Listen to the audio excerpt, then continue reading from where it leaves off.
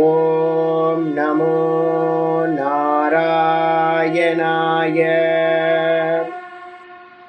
ஓம் நமோ நாராயணாய. ஓம் பூர்ணமதః பூர்ணமிதம் பூர்ணாத் பூர்ணமுதச்யதே பூர்ணஸ்ய பூர்ணமாதாய பூர்ணமேவாவசிஷ்யதே. ஓம் சாந்தி சாந்தி சாந்தி. ஓம் ஸ்ரீ கிருஷ்ணாய பரமாத்மனே நமः. நாராயணம் நமஸ்கிருத்ய நரம் சைவ நரோத்தமம் தேவீம் சரஸ்வதீம் வியாசம் ததோ ஜயமுதீரயேத். ஓம் சுக்லாம்பரதரம் விஷ்ணும் சசிவர்ணம் சதுர்புஜம் பிரசன்னவதனம் த்யாயேத் சர்வவிக்னோபசாந்தயே. வியாசம் வசிஷ்டநப்தாரம் சக்தே பௌத்திரமகல்மஷம் பராசராத்மஜம் வந்தே சுகதாதம் தபோநிதிம். வியாசாய விஷ்ணுரூபாய வியாசரூபாய விஷ்ணவே நமோ வை பிரம்மநிதயே வாசிஷ்டாய நமோ நமः. அவிகாராய சுத்தாய நித்யாய பரமாத்மனே சதைகரூபரூபாய விஷ்ணவே சர்வஜிஷ்ணவே. யஸ்ய ஸ்மரணமாத்ரேன ஜன்ம சம்சார பந்தனாத் விமுச்யதே நமஸ்தஸ்மை விஷ்ணவே பிரபவிஷ்ணவே. ஓம் நமோ விஷ்ணவே பிரபவிஷ்ணவே. ஓம் நாராயணம் மகாஜ்ஞேயம் விஸ்வாத்மானம் பராயணம் நாராயண பரோ ஜோதிராத்மா நாராயண பரஹ. நாராயண பரம் பிரம்ம தத்வம் நாராயண பரஹ. நாராயண பரோ த்யாதா தியானம் நாராயண பரஹ. யச்ச கிஞ்சித் ஜகத் சர்வம் திருஷ்யதே ஸ்ரூயதேபி வாம் அந்தர்பகிஷ்ச தத் சர்வம் வியாப்ய நாராயண ஸ்திதः. ரிதகும் சத்யம் பரம் பிரம்ம புருஷம் கிருஷ்ண பிங்கலம் ஊர்த்வரேதம் விரூபாக்ஷம் விஸ்வரூபாய வை நமः. ஓம் நாராயணாய வித்மகே வாசுதேவாய தீமஹி தன்னோ விஷ்ணு பிரச்சோதயாத். ஓம் சாந்தி சாந்தி சாந்தி. ஓம் ஸ்ரீ கிருஷ்ணாய பரமாத்மனே நமः. ஓம் ஹரி ஓம். நம்ம பார்த்துக்கிட்டு இருக்கிறது விஷ்ணு சகஸ்ரநாமத்தில் சங்கர பாஷ்யம். நேற்று வரைக்கும் 104வது ஸ்லோகம் வரைக்கும் பார்த்து முடிச்சிருக்கோம். இன்னைக்கு 105வது ஸ்லோகம். சங்கர பாஷ்யத்தோட ஆர்டரில் 118வது ஸ்லோகம் பார்க்கணும்.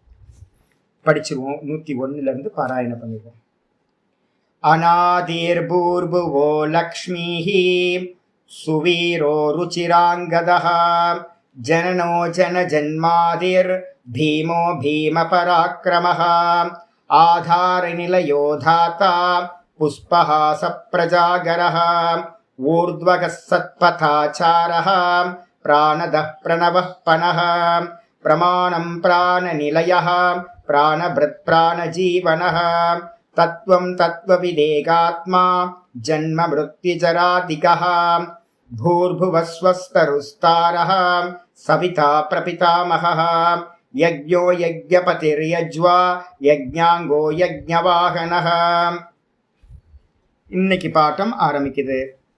யஜ்ஞபிருத் யஜ்ஞகிருத் யஜ்ஞி யஜ்ஞபிருத் யஜ்ஞகிருத் யஜ்ஞி யஜ்ஞபுக் யஜ்ஞசாதனः யஜ்ஞபுக் யஜ்ஞசாதனः யஜ்ஞாந்தகிருத் யஜ்ஞாந்தகிருத் யஜ்ஞகுஹ்யம் யஜ்ஞாந்தகிருத் யஜ்ஞகுஹ்யம் அன்ன அன்னாத அன்னம் அன்னாதயேவச அன்னம் அன்னாதயேவச யஜ்ஞபிருத் யஜ்ஞகிருத் யஜ்ஞி யஜ்ஞபுக் யஜ்ஞசாதனः யஜ்ஞாந்தகிருத் யஜ்ஞகுஹ்யம் அன்னம் அன்னாதயேவச. இந்த ஸ்லோகத்தில் சுவாமிக்கு பார்த்தீங்கன்னா 9 நாமங்கள் பார்த்தீங்கன்னா சொல்லப்பட்டிருக்கு. 976வது நாமம் யஜ்ஞபிருத் அப்படின்னு பேர். யஜ்ஞபிருத் அப்படின்னா ப்ரூ தாரண போஷண யோகோ அப்படின்னு தாத்துவோட மீனிங் இருக்கு. துதாஞ்சு தாத்துவும் டுப்ரிஞ்சு தாத்துவும் ஒரே மாதிரி அர்த்தம் வரும். ப்ரூ அதே மாதிரி த்ரு ரெண்டுமே ஒரே அர்த்தம். தாங்குதல், பாதுகாத்தல், போஷித்தல் அப்படின்னு 3 அர்த்தம் வரும். யஜ்ஞபிருத் அப்படின்னா சுவாமிதான் பார்த்தீங்க அப்படின்னா யஜ்ஞத்தை பார்த்தீங்கன்னா தாங்கிறவரா இருக்கார், சுவாமி தான் வந்து பாத்தீங்கன்னா யஜ்யத்தை வந்து பாதுகாக்கிறவராகவும் இருக்கார். பாலன போஷணம் ரெண்டுமே இருக்கு. பாதுகாக்கிறவர் கூட வந்து பாத்தீங்கன்னா போஷிக்கிறவர் யஜ்யங்களை. அதனால எங்கெல்லாம் யஜ்யம் நடக்குதோ அங்க விக்னமே இருக்காது, எல்லாம் நல்லபடியா நடக்கும். ஃபயர் ரிச்சுவல் வந்து பாத்தீங்கன்னா எங்கெல்லாம் பண்றோமோ அங்கெல்லாம் ஐஸ்வர்யம் வந்து பாத்தீங்கன்னா நல்லா இருக்கும். அதனால தான் நான் உங்கள்கிட்ட எல்லாம் சொல்றது, சமயம் இருக்குன்னா ஒரு 3 மாசத்துக்கு ஒரு வாட்டியாவது ஒரு சின்ன சின்ன ஹோமங்களையாவது, ஸ்மார்த்த அக்னின்னு சொல்றோம், அதெல்லாம் வைத்திய அக்னியெல்லாம் விட்டு போச்சு. ஆனா வந்து பாத்தீங்க அப்படின்னா ஸ்மார்த்த அக்னிகள் வந்து பாத்தீங்கன்னா ஹோமங்கள் இருக்கு. அப்போ ஒரு நமக்கு நல்ல ஒரு ப்ரீஸ்ட் தெரிஞ்சவரை கொஞ்சம் சகாயம் பண்ணி வச்சுக்கிட்டோம் அப்படின்னா ரொம்ப கம்மி தான். இப்போ வந்து நீங்கள் புதுசாக போய் ஒருத்தரை பழகுனீங்கன்னா ஒரு கணபதி ஹோமம் பண்ணுறதுக்கே 8000 கொடு 10,000 கொடுன்னு கேட்குறாங்க இப்போல்லாம் திருவண்ணாமலையெல்லாம். ஆனால் வாஸ்தவத்தில் வந்து பார்த்தீங்கன்னா ரொம்ப திரவியம் ரொம்ப கம்மியாக பண்ணாவே வந்து பார்த்தீங்கன்னா ஒரு 1000 ரூபாய் கூட செலவு இல்லை உங்களுக்கு. அது மாதிரி ஒரு ப்ரீஸ்ட்டை வந்து பார்த்தீங்கன்னா பிடிச்சி வச்சுக்கணும். நம்ம எங்கேயா வேட பாடசாலையில் படிச்சுட்டு இருக்க ஒரு அப்ரெண்டிஸ் யாராவது கிடைச்சா கூட போதும். ஒரு ஒரு நாங்களாம் என்ன பண்ணுவோம், ரிஷிகேஷில் சதுர்த்தி வந்து பார்த்தீங்கன்னா கணபதி ஹோமம் பண்ணிக்கிட்டே இருக்கிறோம். ஒவ்வொரு சதுர்த்தியுமே நடந்துகிட்டே இருக்கிறோம். அப்போ என்ன ஆகும், ஐஸ்வர்யம் வந்து பார்த்தீங்க அப்படின்னா நல்ல ஐஸ்வர்யம் உண்டாகும். ஃபயர் ரிச்சுவல் எங்கெங்கெல்லாம் நடக்குதோ அங்கெல்லாம் வந்து பார்த்தீங்கன்னா யார் இருக்கா அப்படின்னு கேட்டிங்கன்னா சுவாமி அந்த யஜ்யங்களை பாதுகாக்கிற. யஜ்யம் பண்ணுறதுக்கு வந்து பார்த்தீங்கன்னா தனம் திரவியம் வேணும்ல. அப்போ திரவியத்தை யார் கொடுப்பா, யஜ்யத்தை பாதுகாக்கிற சுவாமி தான் திரவியத்தையும் கொடுத்து நல்லா பூஜை பண்ணு, நல்லா யஜ்யம் பண்ணு அப்படின்னு சுவாமி சொல்லுவார். அதனால யஜ்யத்தை பாதுகாக்கிறவரும் யஜ்யத்தை தாங்குபவரும் சுவாமியா இருக்கிறதுனால யஜ்ய பிரித் அப்படின்னு பேர். யஜ்ய கிருத் அப்படின்னா என்ன அர்த்தம் அப்படின்னா யஜ்யத்தை யார் சுவாமி பண்ணுனது அப்படின்னு கேட்டீங்கன்னா சிருஷ்டியோட ஆதி காலத்துல வந்து பாத்தீங்கன்னா பகவான் தான் இந்த செட்டப்பை வந்து பாத்தீங்கன்னா பண்ணார். யஜ்யத்தை செய்தவர், சிருஷ்டி செய்தவர் பகவான் தான். அதனால யஜ்ய கிருத் அப்படின்னு பேர். பகவான் தான் யஜ்யத்தை வந்து செய்தார், பகவான் தான் யஜ்யத்தை பாதுகாக்கிறார், தாங்குறார். அது மட்டும் இல்ல யக்ஞி அப்படின்னு பேர் சுவாமிக்கு வந்து பாத்தீங்கன்னா யக்ஞி அப்படின்னு பேர். யக்ஞினா என்ன அர்த்தம், சேஷ சேஷி அம்ச அம்சி அப்படின்னு நம்ம சொல்றோம். அம்சம் அம்சி அப்படின்னா அம்சங்களை உடையவர் அப்படின்னு அர்த்தம். யஜ்ஞம் அப்படின்னா யஜ்ஞம் வந்து பாத்தீங்கன்னா சேஷம்னு பேரு. யஜ்ஞத்தை உடையவருக்கு பேர் வந்து பாத்தீங்கன்னா சேஷின்ற மாதிரி யக்ஞி அப்படின்னு பேர், அம்சின்ற மாதிரி யக்ஞி அப்படின்னு பேர். அப்போ சுவாமி வந்து பாத்தீங்கன்னா யக்ஞி என்று சொல்லப்படுகிறார். அப்ப என்ன அர்த்தம், அந்த யஜ்ஞங்களால் ஆராதிக்கப்படுபவர் சுவாமி. யஜ்ஞங்களால் ஆராதிக்கப்படுகின்றவருக்கு பேர் வந்து பாத்தீங்கன்னா அந்த யஜ்ஞத்துக்கு தலைவரா இருக்கக்கூடிய சுவாமிக்கு பேர் யக்ஞி அப்படின்னு பேர். அதுக்கப்புறம் யஜ்ஞ புக் அப்படின்னு பேர். யஜ்ஞங்கள்ல வந்து பாத்தீங்கன்னா நம்ம கொடுக்குறோமே எல்லா தேவதைகளுக்கும் ஆகுதி கொடுக்குறோம். ஆகுதி கொடுக்குற எல்லா தேவதைகள் ரூபத்திலையும் யார் இருக்கா அப்படின்னா ஏகோ தேவதா. நம்ம அதனால்தான் உங்களுக்கு கீதா படிச்சு கொடுக்கும் போதே அந்த ஏகோ தேவதா பிரகரணத்தை நான் வந்து பிரகதாரண்யத்துல இருக்கிறத படிச்சு கொடுத்தேன். அப்ப இருக்கிறது ஒரே ஒரு தேவதை தான். விதக்த சாக்கல்யர் கேட்கிறார் எத்தனை தேவதைகள் அப்படின்னும் போது 30 முக்கோடி தேவதைகள். அதை சுருக்கமா சொன்னா 33 தேவதைகள் அப்படின்னு ஆரம்பிச்சு அதுல முக்கியமான தேவதைகள் யாரு அப்படின்னும் போது ஒவ்வொன்றா கம்மி பண்ணிக்கிட்டே வந்து வந்து வந்து கடைசியில ஒரே ஒரு தேவதை தான் இருக்கு, என்னன்னா பிராணோ தேவதா அப்படின்னு முடியும். அந்த பிராணோ தேவதா எது அப்படின்னு கேட்டீங்கன்னா ஹிரண்ய கர்ப்பர் அப்படின்னு பேர். ஒரே ஒரு தேவதை தான். அதனால்தான் வந்து பாத்தீங்கன்னா யோ யோ யாம் யாம் தனும் பக்தக சிரத்தையார்ச்சிதமிச்சதி அப்படின்ற ஸ்லோகம் கீதால இருக்கிற ஸ்லோகத்துல வந்து பாத்தீங்கன்னா சொல்றாரு, யார் யார் எந்தெந்த ரூபத்துல நீ என்ன உபாசனை பண்ணாலும் ஆராதனை பண்ணாலும் அந்தந்த ரூபத்துல இருந்துகிட்டு அவங்க கேட்கிற பலன்களை நான் தான் கொடுக்கிறேன் அப்படின்னு வந்து பாத்தீங்கன்னா கீதால சொல்றார். அப்போ என்ன அர்த்தம் அப்படின்னு கேட்டீங்கன்னா சர்வதேவதா ரூபத்திலையும் யார் இருக்கா அப்படின்னா அக்னி ரூபத்துல, வாயு ரூபத்துல, வர்ண ரூபத்துல, பிரஜாபதி ரூபத்துல, எல்லா தேவதைகளோட ரூபத்திலையும் பகவான் இருக்கார். அப்ப நம்ம கொடுக்குற ஆகுதி எல்லாத்தையும் இன்டைரக்டா யாரு சாப்பிட்றா அப்படின்னா போகம் பண்றது வந்து பாத்தீங்கன்னா சுவாமி தான். நான் அதனால்தான் இப்ப பல சுருத்தியில வரப்போது இல்ல, ஏகோ விஷ்ணுர் மகத்பூதம் பிருத்தக் பூதானி அநேகஷக த்ரீன் லோக்கிய வியாபிய பூதாத்மா புங்தே விஸ்வபுக அவ்யயஹ வரப்போகுது. பகவான் எப்படி இருக்கார் அப்படின்னா இந்த 3 லோக்கங்களையும் வியாபிச்சு ஒரே ஆள் தான் அநேக ரூபங்களை எடுத்துக்கிட்டு எல்லா போகங்களையும் வந்து பாத்தீங்கன்னா போகிக்கின்றார். அப்ப நம்ம வயிற்றுல இருந்து யார் சாப்பிட்றா அப்படின்னு கேட்டீங்கன்னா குரங்குல இருந்து எறும்புல இருந்து எல்லா ஜீவராசிகளோட வயிற்றுலையும் ஜாட்டராகினி ரூபத்துல இருந்துகிட்டு சுவாமி தான் சாப்பிட்றார். அப்ப ஆட்கள் வந்து நிறைய அகம் வைஸ்வானரோ பூத்வா பிராணினாம் தேகமாஸ்ரிதக பிராணாபான சமாயுக்தோ பச்சாம் எண்ணம் சதுர்விதம் அப்படின்னு வரப்போகுது 15வது சாப்டர்ல என்ன இதில் பார்க்க போறோம். அப்ப என்ன அர்த்தம் அப்படின்னு கேட்டீங்கன்னா, பகவான் தான் எல்லாத்தோட வயிற்றுலையும் இருந்து போக மாட்டார். நம்ம சொல்றோம் அது சாப்பிடுறது இது சாப்பிடுறது, நான் சாப்பிட்றேன், அவர் சாப்பிட்றாரு, இவர் சாப்பிட்றாருன்னு. யாரும் சாப்பிடல. நம்ம ஃபுட் எல்லாத்தையும் சாப்பிட்றது யாரு? ஜாட்டராக்னி ரூபத்துல வைஸ்வானரனா இருந்துகிட்டு சுவாமி தான் சாப்பிட்றார். அதே மாதிரி தேவதா ரூபத்துல இருந்துகிட்டு நீங்க கொடுக்கறது விதவிதமான தேவதைகளுக்கு ஆகுதி கொடுக்கலாம். ஆனா எல்லா தேவதையோ உள்ளாரையும் அந்தர்யாமியா ஈஸ்வரனா இருந்துகிட்டு பிராண ரூபத்துல சுவாமி தான் என்ன பண்ணிட்டு இருக்காரு? போகம் பண்றார். அதனால என்ன பேரு அப்படின்னா யஜ்ஞ புக் அப்படின்னு பேரு சுவாமிக்கு, யஜ்ஞ புக்.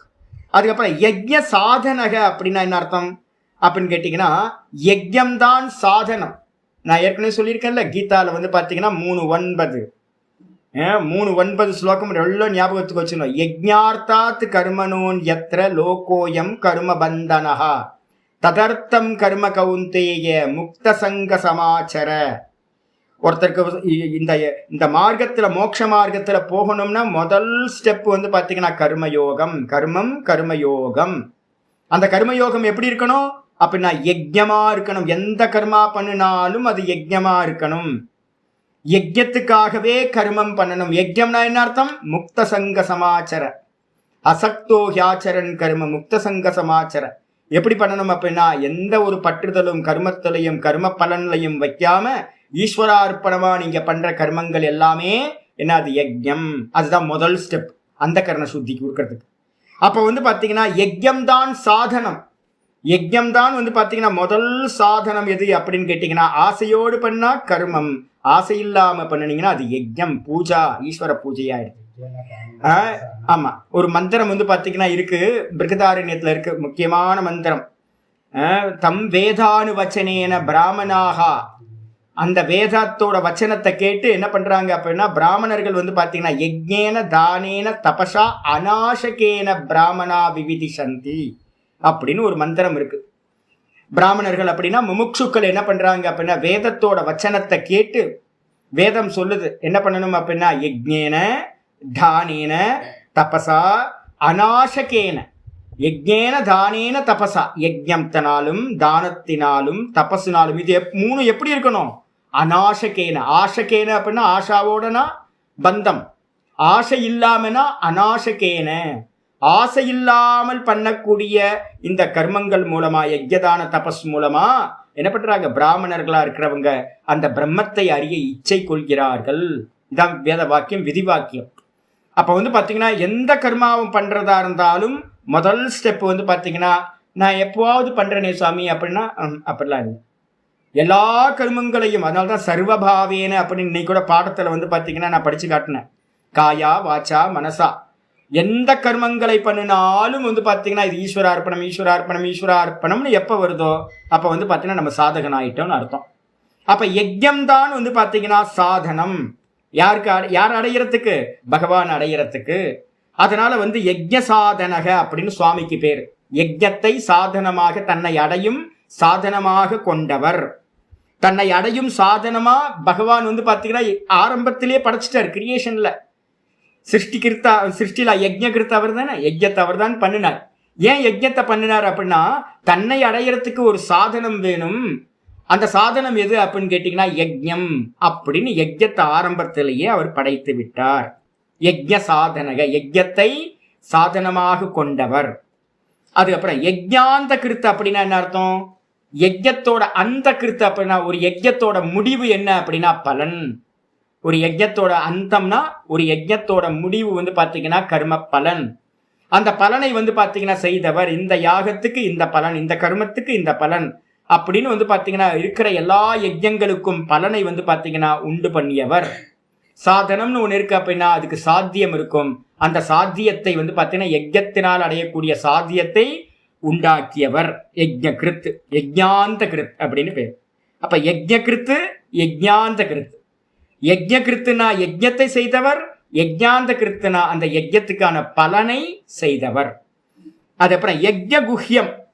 யஜ்ஞ குஹ்யம்னா என்ன அர்த்தம் அப்படின்னு கேட்டீங்கன்னா ராஜவித்யா ராஜகுஹ்யம். ஞாபகம் இருக்கா? கீதால வந்து பாத்தீங்கன்னா படிச்சிருக்கோம்.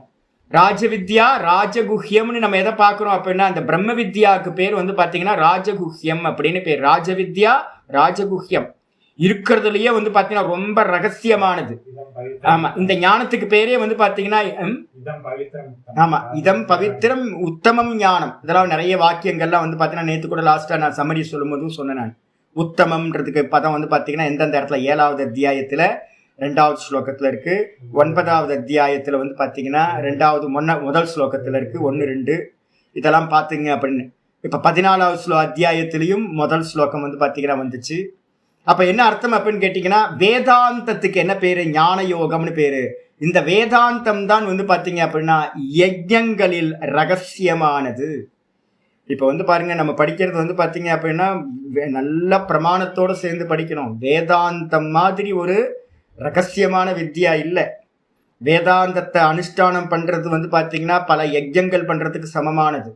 அதனால ஞான யஜ்ஞம் அப்படின்னு பேர் இதுக்கு பேரு. கீதால வந்து பாத்தீங்க அப்படின்னா நிறைய யஜ்ஞங்களை 4th சாப்டர்ல சொல்றேன், நான் பாஷ்யம் படிக்கும்போது சொல்றேன். கடைசியில சொல்றாரு என்னன்னு கேட்டீங்கன்னா எல்லா கர்மங்களும் சர்வம் கர்மாக்கிலம் பார்த்த ஞானே பரிசமாப்பியதே. எல்லா கர்மங்களும் வந்து பாத்தீங்கன்னா எங்க முடிவடையுது அப்படின்னு கேட்டீங்கன்னா எங்க கர்மங்கள் எல்லாம் இந்த ஞான யஜ்ஞத்துல ஞானத்துல முடிவடைகிறது. என்னம்மா பார்வதி அம்மா சொன்னீங்களே? ஆமாம், வரப்போகுது, நான் சொல்றேன், ஒவ்வொரு நான் பாஷ்யம் படிக்கும்போது சொல்றேன். அப்ப வந்து பாத்தீங்கன்னா எல்லா யஜ்ஞங்களிலும் குஹ்யம்னு பேரு. குஹ்யம்னா ரகசியம். யஜ்ஞங்களில் ரகசியமானது எது அப்படின்னா ஞான யஜ்ஞம், இந்த பிரம்மத்தை பத்தின விசாரம் சொல்லியாச்சு. அதுக்கப்புறம் அன்னம். சுவாமிக்கு பேரு என்னப்பா அப்படின்னு கேட்டீங்கன்னா சுவாமிக்கு பேரு அன்னம்னு அர்த்தம். அன்னம் ந நிந்தியா தத் விரதம். தைத்திரியம் சொல்லுது அன்னத்தை நிந்தனை பண்ணக்கூடாது. அன்னத்தை வந்து பாத்தீங்கன்னா எந்த குறையும் சொல்லாம தட்டுல வந்துச்சு அப்படின்னா, நம்ம பிளேட்டுக்கு வந்துச்சு அப்படின்னா அது நம்மளுடைய கர்ம பலன், சுவாமி தான் அப்படின்னு வந்து பாத்தீங்கன்னா எடுத்துக்கணும். அன்னம் பிரம்மேதி உபாசீத. அன்னத்தை பிரம்மம் என்று உபாசனை செய்வாயாக. தைத்திரியத்தை வந்து பாத்தீங்கன்னா முக்கியமானது. அப்ப வந்து பாத்தீங்கன்னா அன்னம் வந்து பாத்தீங்கன்னா அன்னம் வை பிரஜாபதி. பிரஷ்னோபனிஷத்துல வந்து சொல்லுது அன்னம் வை பிரஜாபதி அப்படின்னு. அன்னம் தான் வந்து பாத்தீங்கன்னா பகவானா அன்னாத் புருஷகத்துல வரப்போகுது, பின்னாடி நான் படிச்சு காட்டுறேன் பாஷ்யம் படிக்கும்போது. அப்ப வந்து பாத்தீங்கன்னா பகவான் வந்து பாத்தீங்கன்னா என்ன ரூபத்துல இருக்காரு அப்படின்னு கேட்டீங்கன்னா முதல் ஸ்டெப் வந்து பாத்தீங்கன்னா பிரம்மத்தை எப்படி உபாசனை பண்ணணும் அப்படின்னா அன்னத்துல இருந்து ஆரம்பிக்கணும். அன்னம் தான் பிரம்மம் அப்படின்னு முதல் ஸ்டெப் எடுத்துக்கணும். பஞ்ச கோஷங்கள்ல அன்னமய கோஷம், பிராணமய கோஷம், மனோமய கோஷம், விஞ்ஞானமய கோஷம், ஆனந்தமய கோஷம், அதுக்கப்புறம்தான் பிரம்மம். அப்ப ஸ்டெப் பை ஸ்டெப்பா வந்து போகும்போது முதல் ஸ்டெப்பே வந்து பாத்தீங்கன்னா அன்னம் பிரம்மேதி உபாசீத. அன்னம் தான் பிரத்யக்ஷமா இருக்கக்கூடிய பகவான். அன்னம் தான் முதல்ல நமக்கு வந்து நேரடியா பார்க்கக்கூடிய கடவுள் யாரு அப்படின்னா ஈஸ்வரன், அன்னம் தான். அதனால அன்னம், அன்ன ரூபத்துல பகவான் இருக்கார். அன்னாதக, சரி அன்ன ரூபத்துல இருக்கார், அந்த அன்னத்தை சாப்பிட்றவர் யாரு அப்படின்னு கேட்டீங்கன்னா பிரஷ்னோபனிஷத்தை சொல்லுது தன்னை 2ஆக அவரே பிரித்து கொண்டார். யாரு? பகவான் தன்னையே ஒரு மிதுனம் உத்பாதயதி, தன்னை வந்து ஒரு ஜோடியா ஆக்கிக்கிட்டார். ஒன்னா இருந்த பகவான் தன்னை 2ஆ ஆக்கிக்கிட்டார். தன்னையே எப்படி ஆக்கிக்கிட்டார் அப்படின்னு கேட்டீங்கன்னா ஒன்னு சூரியன், ஒன்னு சந்திரன். சூரியன் வந்து பாத்தீங்க அப்படின்னா பிராணசக்தி, அதுதான் போக்தா. இன்னொன்னு வந்து பாத்தீங்க அப்படின்னா சந்திரன் வந்து பாத்தீங்கன்னா அன்னரூபம், மேட்டர். அப்ப 2 தான் இந்த உலகத்துல வந்து பாத்தீங்க அப்படின்னா அன்னமாவும் சுவாமிதான் இருக்கார். அன்னத்தை சாப்பிடக்கூடிய பிராணனா போக்தாவாகவும் சுவாமிதான் இருக்கார். அகம் வைஸ்வானரோ பூத்வா பிராணினாம் தேகமாசிரிதக பிராணாபான சமாயுக்தக பச்சாம் எண்ணம் சதுர்விதம். பிராண ரூபத்துல உள்ளுக்குள்ளார வைஸ்வானரா அக்னியா இருந்துகிட்டு வந்து பாத்தீங்கன்னா பிராண ரூபத்துல வந்து சுவாமிதான் சாப்பிடுறார். அப்ப ஒரே போக்தா தான், ஏகோ போக்தா. நல்லா தெரிஞ்சுங்க, ஒரே ஒரு போக்தா தான். எல்லா உணவுகளையும் சாப்பிடுபவர் வந்து பாத்தீங்கன்னா ஹிரண்ய கர்ப்பர் ஈஸ்வரன் மட்டும்தான் எல்லாத்தையும் போகம் பண்றார். அதனால அவருக்கு பேரு அன்னாதகன்னு பேரு. அன்னமும் அவர்தான், அன்னாதக அன்னத்தை உண்ணக்கூடியவரும் அவர்தான் அப்படின்னு வந்து பாத்தீங்கன்னா சொல்லுது. அது அப்புறம் ஏவச்சன்ற ஒரு வார்த்தை சப்தம் இருக்கு. ஏவச்ச அப்படின்னா என்ன அர்த்தம் அப்படின்னு கேட்டீங்கன்னா ஒன்றும் இல்லை, நிச்சயமாக, மேலும் நிச்சயமாக. இந்த லோகத்தில் இருக்கக்கூடிய எல்லா போக்கிய வஸ்துக்களாகவும் போக்தாவாகவும் இந்த இரண்டு ரூபத்திலையும், என்னப்பா கன்ஃபியூஸ் வருதே, அன்னமும் சொல்லிட்டீங்க அன்னாதகன்னு சொல்லிட்டீங்க, ஏதாவது ஒன்னா தானே இருக்க முடியும். நான் சாப்பிட்றவனா இருக்கலாம், நானே எப்படி சாப்பிடப்படும் பொருளாகவும் இருக்க முடியும் அப்படின்னு ஒரு டவுட் வரும்ல.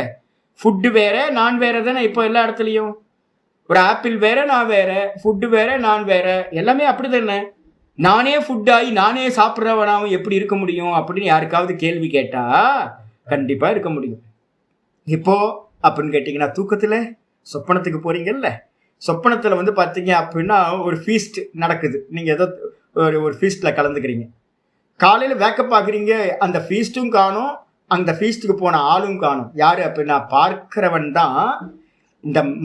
இந்த மனசு என்ன பண்ணுது அப்படின்னு கேட்டிங்கன்னா, சொப்பனத்தில் வந்து பார்த்தீங்கன்னா ரொம்ப விசேஷம். பிரஷ்னோபனிஷத்து 4வது பிரஷ்னம் படிக்கணும். ரொம்ப ஸ்பெஷல் என்ன அப்படின்னு கேட்டிங்கன்னா, தானே ஆப்ஜெக்டாகவும் ஆகி தானே சப்ஜெக்டாகவும் இருந்துக்கிட்டு, தானே போக்தாவாகவும் ஆகி தானே போகிய வஸ்துக்களாகவும் ஆகி, இந்த டுவாலிட்டியை வந்து பார்த்தீங்க அப்படின்னா இருக்குது இந்த சொப்பனத்தில். நான் தான் தூங்க போன ஒரு ஆள் தான், அங்கே எந்த ஃபுட்டையும் நான் கொண்டுட்டு போகல. ஆனால் வந்து பார்த்தீங்கன்னா அங்கே நிறைய ஃபுட்டை சாப்பிட்றேன் அப்படின்னா யார் ஃபுட்டானா, நானே ஃபுட்டான, நானே சாப்பிட்றவனாகவும் அந்த இடத்துல இருக்கேன். ஒவ்வொருத்தரோட சொப்பனத்திலையும் உள்ள போகும்போது ஒருத்தர், ஆனால் ரெண்டா ஆகிறாங்க. இதே மாதிரி தான் சமஷ்டி மனசா இருக்கக்கூடிய ஹிரண்யகர்பர் என்ன பண்றார், இந்த மொத்த கிரியேஷனாகவும் அவரே ஆனார், இந்த மொத்த கிரியேஷனை போகம் பண்றவராகவும் அவரே ஆனார். அதனால இந்த உலகத்துல ரொம்ப ஸ்பெஷல் என்னன்னு கேட்டீங்கன்னா, போகிய வஸ்துவாகவும் போக்தாவாகவும் நிச்சயமா பகவான் தான் இருக்கார் அப்படின்றத சொல்றதுக்காக அன்னம் அன்னாதக ஏவச்ச. அப்ப நீங்க வந்து எதையாவது மறுக்க முடியுமா, இது ஈஸ்வரன் இல்லை அப்படின்னு சொல்ல முடியுமா? ஏன்னா முடியாது. எதையெல்லாம் பார்க்குறோமோ அதெல்லாம் அன்னம். நான் பேப்பர் எடுத்து போட்டுடுறேன், பேப்பர் எடுத்து போட்டால் அந்த பேப்பர் வந்து பார்த்தீங்கன்னா கொஞ்ச நாள் கழிச்சு வந்து பார்த்தீங்கன்னா பார்க்குறேன், அங்கே பார்த்தா நிறைய புக்குக்குள்ளாரெல்லாம் பூச்சி உட்காந்துட்டு அதெல்லாம் சாப்பிட்டுருச்சு, நிறைய எழுத்தே போயிடுச்சு, தூக்கி போட்டேன், வேற என்ன பண்ண முடியும், ஃபுல்லாக சாப்பிட்டுருச்சு. நீங்களும் நானும் புக்கை சாப்பிட முடியுமா? பேப்பரை கழுதையா? நம்ம பேப்பரை வந்து கழுத்தை சாப்பிடுமா? ஆமாம். மாடு வந்து பார்த்தீங்கன்னா போஸ்டரை சாப்பிடுது, நம்ம போஸ்டரை சாப்பிட முடியுமா? மாடு சாப்பிடுது. நம்ம புல்லை சாப்பிட முடியாது, மாடு சாப்பிடுது, வைக்கோலை சாப்பிடுது. அப்போ இந்த உலகத்தில் வந்து பார்த்தீங்கன்னா நீங்கள் எதையெல்லாம் அன்னம்னு சொல்லலாம் அப்படின்னு கேட்டிங்கன்னா, உலகத்தில் இருக்கிறது எல்லாம் அன்னம் தான். எல்லா மேட்டரும் வந்து பார்த்தீங்கன்னா அன்னம். நீங்கள் உத்து பாருங்க, எத்தனையோ ஜீவராசி வந்து பார்த்தீங்கன்னா மண்ணை சாப்பிட்டுக்கிட்டு ஜீவிக்கிற ஜீவராசிகள் இருக்கும். நான் தான் போடுவேன், நான் வேஸ்டேஜ் போடும் போது எனக்கு கொஞ்சம் கூட கில்ட்டி இப்போலாம் வர்றதே இல்லை. ஏன் அப்படின்னா ஒவ்வொரு லெவல்லையும் ஃபுட்டு வந்து பார்த்தீங்கன்னா அடுத்தடுத்த லெவலில் இருக்க ஜீவராசிகள் சாப்பிட்டுக்கிட்டே போகுது. எனக்கு வேணாம் அப்படின்னு நான் ஒன்று தூக்கி போட்டால் வேற ஒரு ஜீவராசி அது சாப்பிடுது, அது சாப்பிட்டு மிச்சத்தை வந்து இன்னொரு ஜீவராசி கொடுக்குது, அதோட மிச்சத்தை இன்னொரு ஜீவராசி, அதோட மிச்சம் இன்னொரு ஜீவராசி, கடைசியில் அது என்ன ஆகிடும், மண்ணா போயிடும்.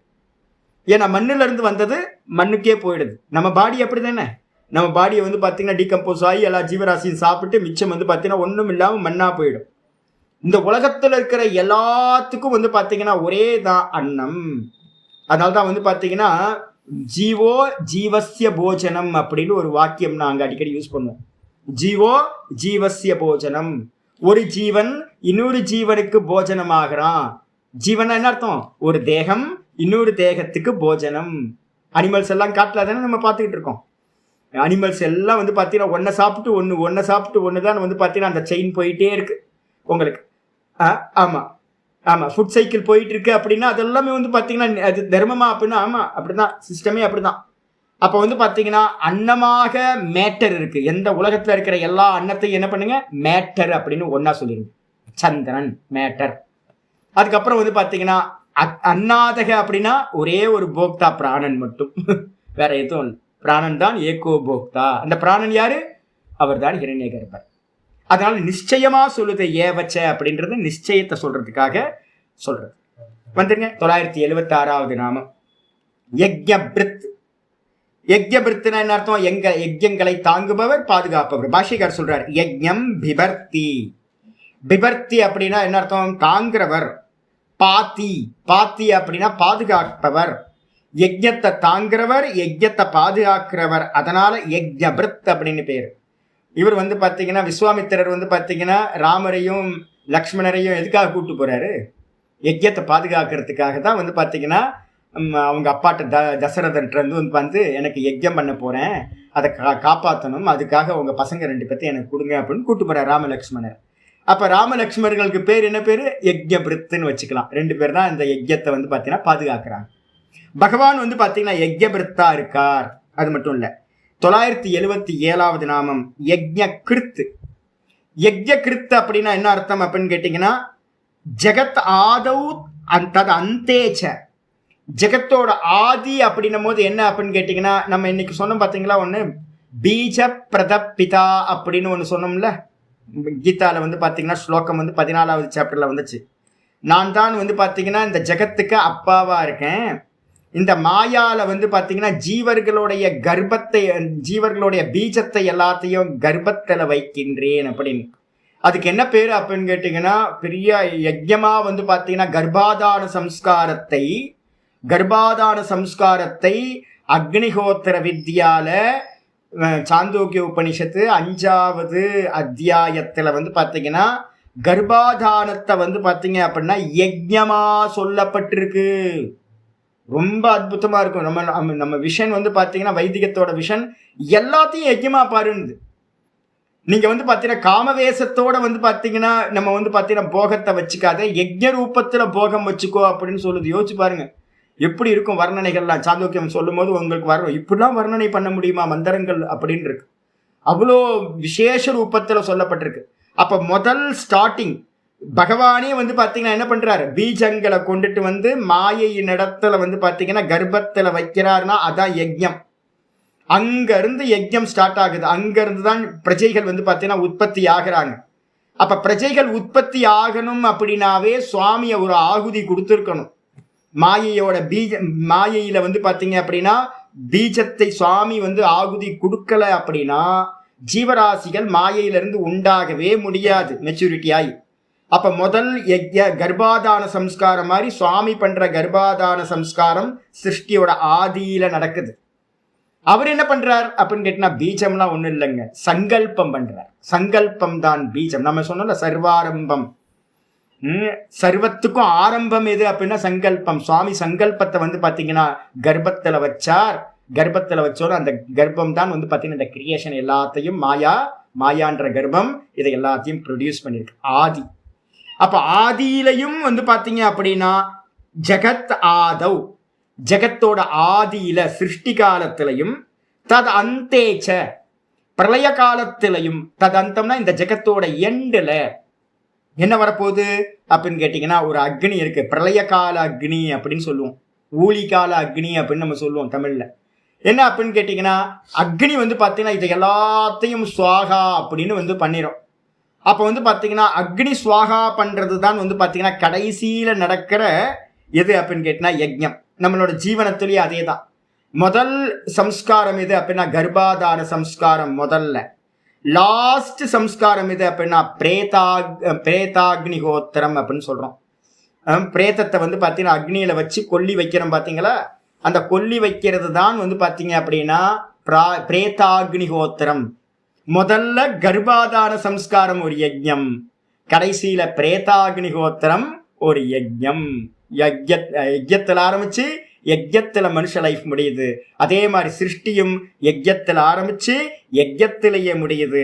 அதனால ஜெகத் ஆதவ் தது அந்தேச்ச, ஜெகத்தோட ஆதியிலையும் அந்தத்திலையும் யஜ்யம் கரோதி. பகவான் தான் வந்து பார்த்தீங்கன்னா யஜ்யம் பண்றார், யஜ்யம் கரோதி. அதனால வந்து பாத்தீங்கன்னா கிருந்ததி இதுவா யஜ்ஞ கிருத்து.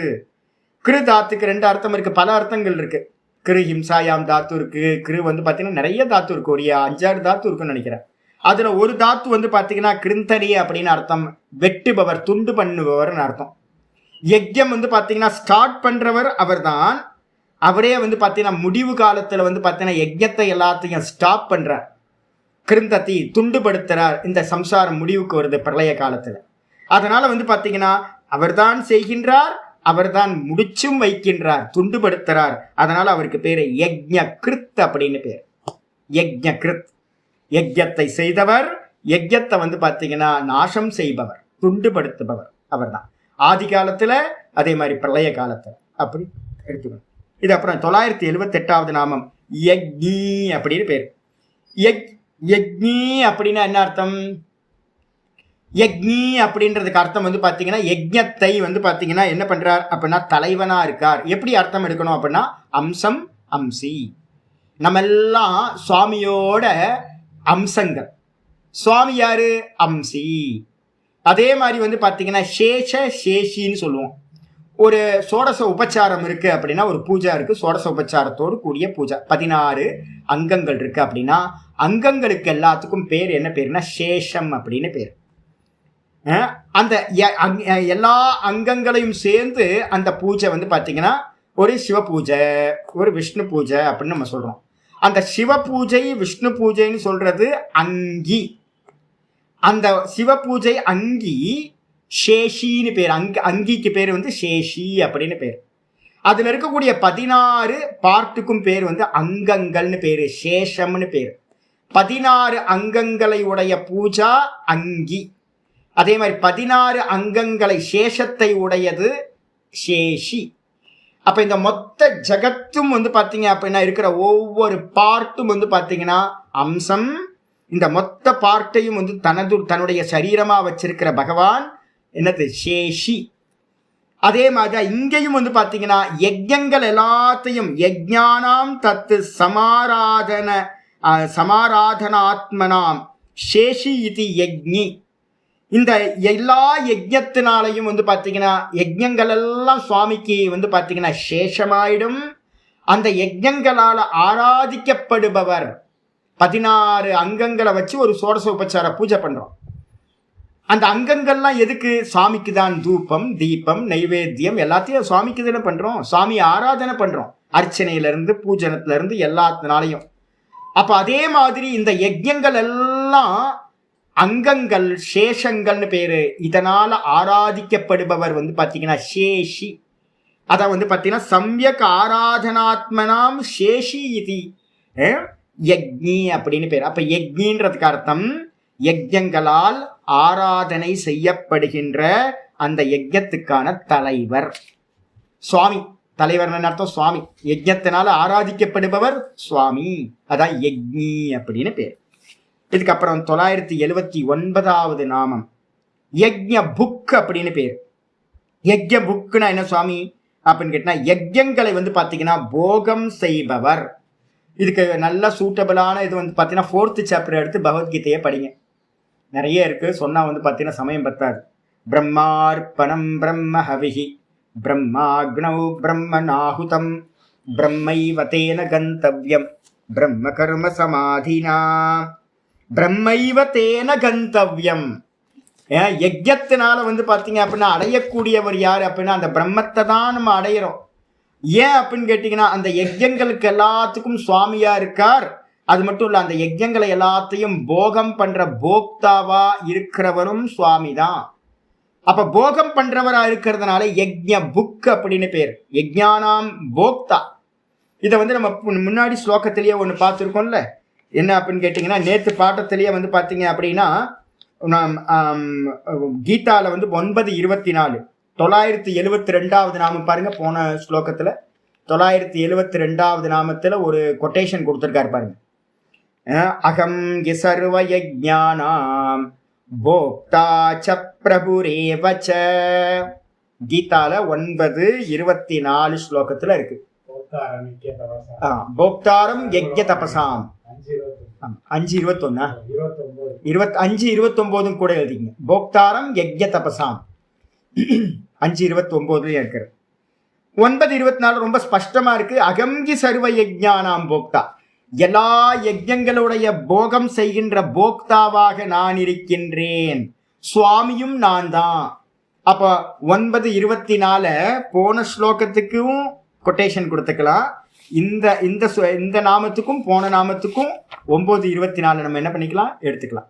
சுவாமியும் அவர்தான், அதை போகம் பண்றவரும் வந்து பாத்தீங்கன்னா அவர் தான். அதனால அவருக்கு பேர் யஜ்ஞ புக் அப்படின்னு பேர்.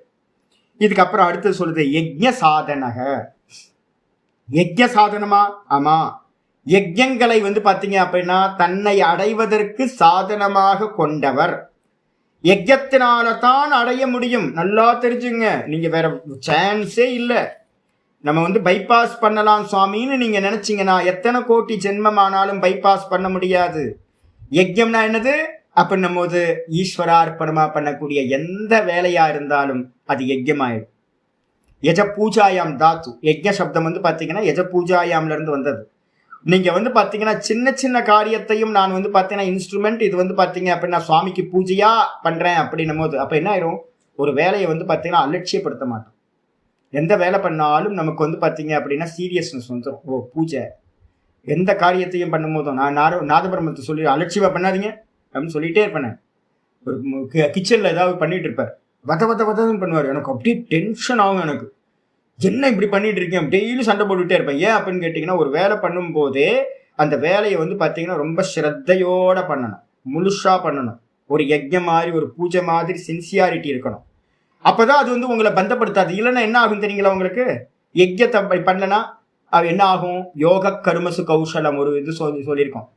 நீங்க அறகுறையா ஒன்ன பண்ணுனீங்க அப்படின்னா அந்த கருமம் உங்களை விடவே விடாது. ஒரு கொஞ்சோண்டு வேலையை பண்றீங்க, விட்டுட்டு போயிடுறீங்க, அது அப்படியே இருக்கும், பேலன்ஸ் இருக்கும். அப்புறம் அடுத்த வேலைக்கு வருவீங்க, அதை ஃபுல்ஃபில் பண்ணாம கொஞ்சம் பண்ணுவீங்க. அப்ப வேலை முடியவே முடியாது. எத்தனை ஜென்மங்கள் ஆனாலும் இந்த கர்மம் உங்களை விட்டு விலகவே விலகாது. இதே நீங்க பூஜையா ஒரு ஃபுல்ஃபில்னஸ்க்காக நீங்க பண்ண ஆரம்பிச்சீங்க அப்படின்னா அந்த கர்மா உங்களை விட்டுரும். கர்மத்துல இருந்து விடுபட்டு போயிட முடியும். ஆனா இந்த யஜ்யத்துக்காக பண்ணாம நீங்க பண்ணினீங்கன்னா அது உங்களை பந்தப்படுத்தும் சாமி. அதான் 3:9 சொல்லப்பட்டிருக்கு, தெளிவா சொல்லப்பட்டிருக்கு. அப்ப கர்ம பந்தத்திலிருந்து விடுபடணும் அப்படின்னா யஜ்யம் தான் சாதனம். ஆச்சரியர் சொல்றார், யஜ்ஞாஹா சாதனம், யஜ்யங்கள் தான் சாதனம்.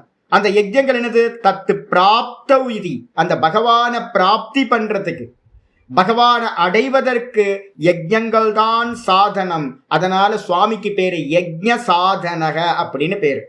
மொத்தம் பாத்தீங்க அப்படின்னா கீதால பாத்தீங்கன்னா 4:25 ஆரம்பிச்சு தெய்வமேவாபரே யஜ்ஞம் யோகினः பர்யுபாசதே பிரம்மாக்னாவபரே யஜ்ஞம் யஜ்ஞேனைவோபஜிஹ்வதி ஸ்ரோத்ராதீனிந்திரியான் யன்யே சம்யமாக்னிஷு ஜுஹ்வதி சப்தாதீன் விஷயான் யன்ய இந்திரியாக்னிஷு ஜுஹ்வதி சர்வாணீந்திரிய கர்மாணி பிராணகர்மாணி சாபரே ஆத்மசம்யமயோகாக்னௌ ஜுஹ்வதி ஞானதீபிதே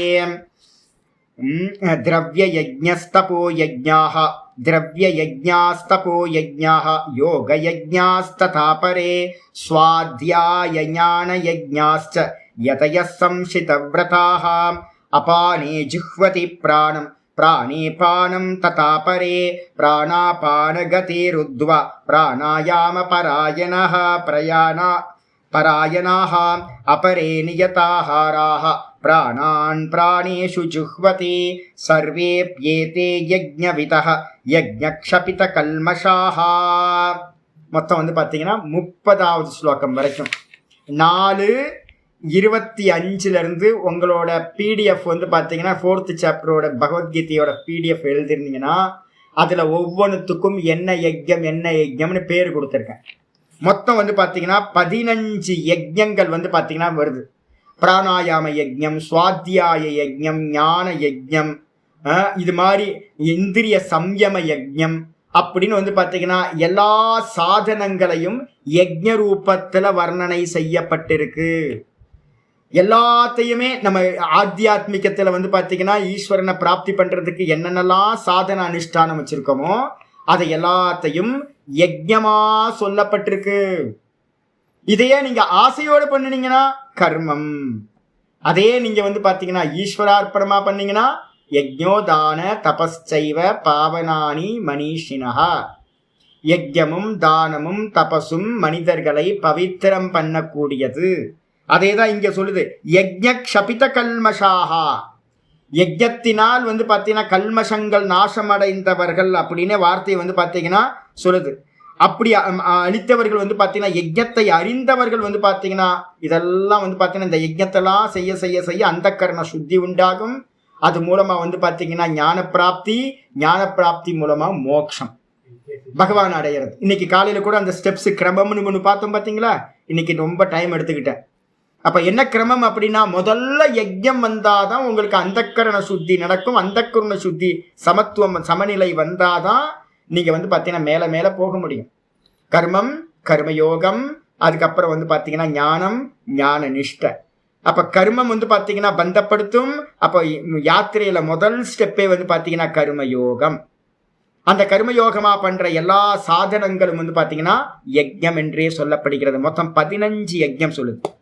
15 யஜ்யத்துக்கு அப்புறம் பாத்தீங்கன்னா இந்த விதமா சொல்லி முடிச்சது. அதுதான் இங்க பாத்தீங்கன்னா இந்த யஜ்யங்கள் எல்லாம் பாத்தீங்க அப்படின்னா சாதனங்கள் ஈஸ்வரனை பிராப்தி பண்றது சொல்லியாச்சு. யஜ்ய சாதனை.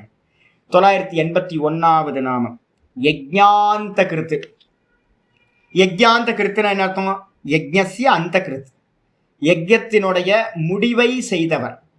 யஜ்யத்தோட முடிவு என்னது? ஒரு கர்மத்தோட முடிவு கர்ம பலன். யஜ்யத்தோட முடிவு யஜ்யத்தோட பலன். அதான் அந்த பலனை பண்ணவது யாரு? சாதனத்தை பண்ணினவரும் அவர் தான், யஜ்ஞ கிருத்துன்னு பார்த்துட்டோம். அந்த பலனை செய்தவர், சாத்தியத்தை உண்டு பண்ணவரும் அவர் தான். ஒவ்வொரு கர்மத்துக்கும் பாத்தீங்கன்னா ஒரு பலன் இருக்கு. அந்த பலன்களை பாத்தீங்கன்னா உண்டாக்கியவர் அவர் பாத்தீங்கன்னா யஜ்ஞாந்த கிருத்து அப்படின்னு பேர். யஜ்யத்தின் பலனை என்னது? ஒண்ணு கூட்டி வைக்கிற கர்ம பல தாத்தான்னு சொல்லலாம், இல்லைன்னா பலஸ்வரூபத்தை சிருஷ்டி செய்தவர் அப்படின்னு சொல்லலாம். இங்க நம்ம கொஞ்சம் இதா எடுத்துக்கிட்டோம் அப்படின்னா கர்ம பலன்களை கொடுப்பவர், கூட்டி வைப்பவர், சம்யோஜிதா, நல்லா பாத்தீங்க அப்படின்னா சேர்த்து வைப்பவர். ஒவ்வொரு கர்மத்துக்கும் இந்தந்த பலன் அப்படின்னு சேர்த்து வைக்கிறவருக்கு பேரு என்னன்னா இந்த யஜ்ஞாந்த கிருத்து அப்படின்னு பேர். பாஷ்யத்துக்கு யஜ்ஞஸ்ய அந்தம் பலப்பிராப்திம் குருவன்னு தெளிவா சொல்லிட்டார். யஜ்ஞத்தோட முடிவா இருக்கக்கூடிய பலனை அந்த எஜமானன் யாரு பண்றானோ யஜ்ஞத்தை, அவனோடு பாத்தீங்க அப்படின்னா அவன் அந்த பலனை பாத்தீங்கன்னா அடைவதற்கு அடைய செய்பவர் எவரோ அவருக்கு பேர் யஜ்ஞாந்த கிருத்துன்னு பேர். எது யஜ்ஞாந்த கிருத்துன்னு? வைஷ்ணவ ருக்கு சம்சசனே சம்சசனே சம்சசனேன பூர்ண ஆகுத்தியா பூர்ணம் கிருத்வா. ஒவ்வொரு பூர்ணாகுதியிலையும் பாத்தீங்க அப்படின்னா என்ன பண்ணுவாங்க அப்படின்னு கேட்டீங்கன்னா வைஷ்ணவ ருக்கு அப்படின்னு ஒரு ருக்கு இருக்கு. அது மூலமா பாத்தீங்கன்னா ஸ்தோத்திரம் பண்ணி பூர்ணாகுதி பண்ணும்போது நீங்க பார்க்கலாம். பூர்ணாகுதி சொல்லும் போது வேத மந்திரங்களை சொல்லி அந்த வைஷ்ணவருக்குன்னு சொல்லக்கூடியது மூலமா சம்சனேன அப்படின்னா ஸ்தோத்திரத்து மூலமா பூர்ணாகுத்தியா பூர்ணாகுதியை கொடுத்து பூரணம் கிருத்துவா அந்த யாகத்தை அந்த ஹோமத்தை பூரணம் செய்து யஜ்ஞ சமாப்திம் கரோதீதி. யாரு யஜ்ஞத்தை பாத்தீங்கன்னா பூர்த்தி பண்றாங்களோ அந்த ரித்விக்கு பேரும் கூட யஜ்ஞாந்த கிருத் அப்படின்னு பேர். அந்த ரித்விக்கோட ரூபத்துல யார் இருக்கா அப்படின்னா, ரித்விக்னா ஹோமம் பண்றவருக்கு பேர் ரித்விக் அப்படின்னு பேர். அவர் தான் என்ன பண்றார்? பூர்ணாகுதி கொடுத்து ஸ்தோத்திரத்து மூலமா வேத மந்திரங்கள் மூலமா பூர்ணாகுதி கொடுத்து அந்த யஜ்ஞத்தை பாத்தீங்கன்னா பூர்த்தி பண்றார். அந்த ரூபத்துல இருக்கிறவர் சுவாமி தான். ரித்விக் ரூபத்துல இருக்கிற சுவாமிக்கு பேர் யஜ்ஞாந்த கிருத்து அப்படின்னு பேர். இது 2வது மீனிங். இதுக்கப்புறம் 982வது நாமம் யஜ்ஞ குஹ்யம் அப்படின்னு பேர். யஜ்ஞ குஹ்யம்னா என்ன சுவாமி அர்த்தம் அப்படின்னு கேட்டீங்கன்னா ஆச்சாரியர் சொல்றாரு, யஜ்ஞ குஹ்யம் அப்படின்னா யஜ்ஞங்களுள் ரகசியமானது. யஜ்ஞங்கள்ல பாத்தீங்கன்னா எது சுவாமி ரகசியம் அப்படின்னு யாராவது கேட்டாங்க அப்படின்னா, இதம் துதே குஹ்யதமம் பிரவக்ஷ்யாம்யனசூயவே ஞானம் விஜ்ஞான சகிதம் யஜ்ஞாத்வா மோக்ஷ்யசே சுபாத். 9:1 9வது அத்தியாயத்துல 1வது ஸ்லோகம் பாத்தீங்கன்னா ரொம்ப கிளியரா சொல்லுது. இதம் து தே குஹ்யதமம் பிரவக்ஷ்யாமி, உனக்கு ரகசியங்களில் மிகவும் ரகசியமானதை நான் உனக்கு சொல்கின்றேன். ஏன் அப்படின்னு கேட்டீங்கன்னா, இதை அறிந்து ஞானம் விஞ்ஞான சகிதம், ஞானம் கூடவே பாத்தீங்கன்னா அனுபூதின்னு சொல்லக்கூடிய விஞ்ஞானம், இந்த ரெண்டுத்தையும் பாத்தீங்கன்னா உனக்கு கொஞ்சம் இதா என்ன பண்ற சொல்கின்றேன். இது ரகசியத்துல உயர்ந்த ரகசியம். அதனாலதான் அதுக்கு பேர் என்ன பேர்? ராஜ வித்யா ராஜகுஹ்யம் அப்படின்னு பேர் வச்சிருக்கோம். 9வது சாப்டருக்கு எல்லா ரகசியங்களிலும் மிகவும் ராஜ ரகசியம் எது அப்படின்னா இந்த ஆத்ம ஞானம், இந்த ஞான யோகம். அதனால பாத்தீங்கன்னா இதுக்கு இந்த வித்யால இதுதான் ராஜ வித்யா, வித்யைகளில் ராஜா, வித்யானாம் ராஜா. அதே மாதிரி குஹ்யானாம் தமம், குஹ்ய தமம், ரொம்ப சிரேஷ்டமானது இதுதான். அதனால வந்து பாத்தீங்கன்னா இதை நான் உனக்கு சொல்கின்றேன். ஏன் அப்படின்னா, எதை அறிந்து நீ மோட்சத்தை அடைவாயோ அந்த ரகசியமான இதை நான் சொல்கின்றேன் அப்படின்னு 9வது சாப்டர் ஆரம்பிக்கும் போதே சொல்றார். குஹ்யம் இது, ரொம்ப ரகசியமானது இது. அதனால வந்து பாத்தீங்கன்னா ஆச்சாரியார் சொல்றார், இந்த ஞான யஜ்ஞத்துக்கு பேர் தான் யஜ்ஞ குஹ்யம் அப்படின்னு பேர். மற்றதெல்லாம் வந்து பாத்தீங்கன்னா உலகம் ஃபுல்லா யஜ்ஞங்கள் வந்து பாத்தீங்கன்னா ஓப்பன்ல எல்லாரும் வந்து கலந்துக்கலாம், எல்லாம் நடந்துகிட்டே இருக்கும், எல்லாம் பார்க்க முடியும், அது ரகசியம் இல்லை. ஆனா வந்து பாத்தீங்கன்னா இந்த ஞானம் வந்து பாத்தீங்கன்னா ஹிருதயத்துல அனுபூதி பண்ணக்கூடியது. அதனால வந்து பாத்தீங்கன்னா ரொம்ப ரகசியம். எப்பவுமே இப்ப யூடியூப்ல எல்லாம் இருக்கே சுவாமி ரகசியம் இல்லையா அப்படின்னா, சப்தம் தான் இருக்கு. சப்தம் வந்து பாத்தீங்கன்னா ரகசியம் இல்லை. சப்தம் வந்து பாத்தீங்கன்னா எல்லாத்துக்கும் தெரியும், பிரம்மம் ஆத்மா எல்லா சப்தங்களும் தெரியும். ஆனா அந்த பிரம்ம ஞானம் வந்து பாத்தீங்கன்னா நமக்கு அந்த கரணத்துல உண்டாகக்கூடிய விருத்தி விசேஷம். அப்ப வந்து பாத்தீங்கன்னா ஹிருதயத்துல தான் அனுபூதி நடக்குது. அப்ப அவங்க ஹிருதயத்துல தான் அந்த ரகசியம் வந்து பாத்தீங்கன்னா ஒளிஞ்சிருக்கு. நீங்களோ நானோ வந்து பாத்தீங்கன்னா வெளியில பேசுறமே இந்த ஞான சர்ச்சா, இதெல்லாம் வச்சுக்கிட்டு நீங்க நேத்தி பண்ணிக்கிட்டே போனீங்கன்னா அந்த நேத்தியோட முடிவுல இந்த ஆத்மா ஹிருதயத்துல வந்து அனுபூதியா ஆகும். அது வந்து ரகசியம் தான். யாருக்கு உங்க ஹிருதயத்துல இருக்கிறது எப்படி எனக்கு தெரியும்? உங்க மனசுல இருக்கிறது யாருக்காவது தெரியுமா? உங்க மனசுல இருக்கிறது ரகசியம். அப்ப என்னோட ஹிருதயத்துல உண்டாகக்கூடிய ஆத்மானுபூத்தியும் வந்து பாத்தீங்கன்னா ரகசியம். அதனால எப்பவுமே எல்லா காலத்திலையும் ஆத்ம ஞானம்ன்றது ரகசியம்தான்.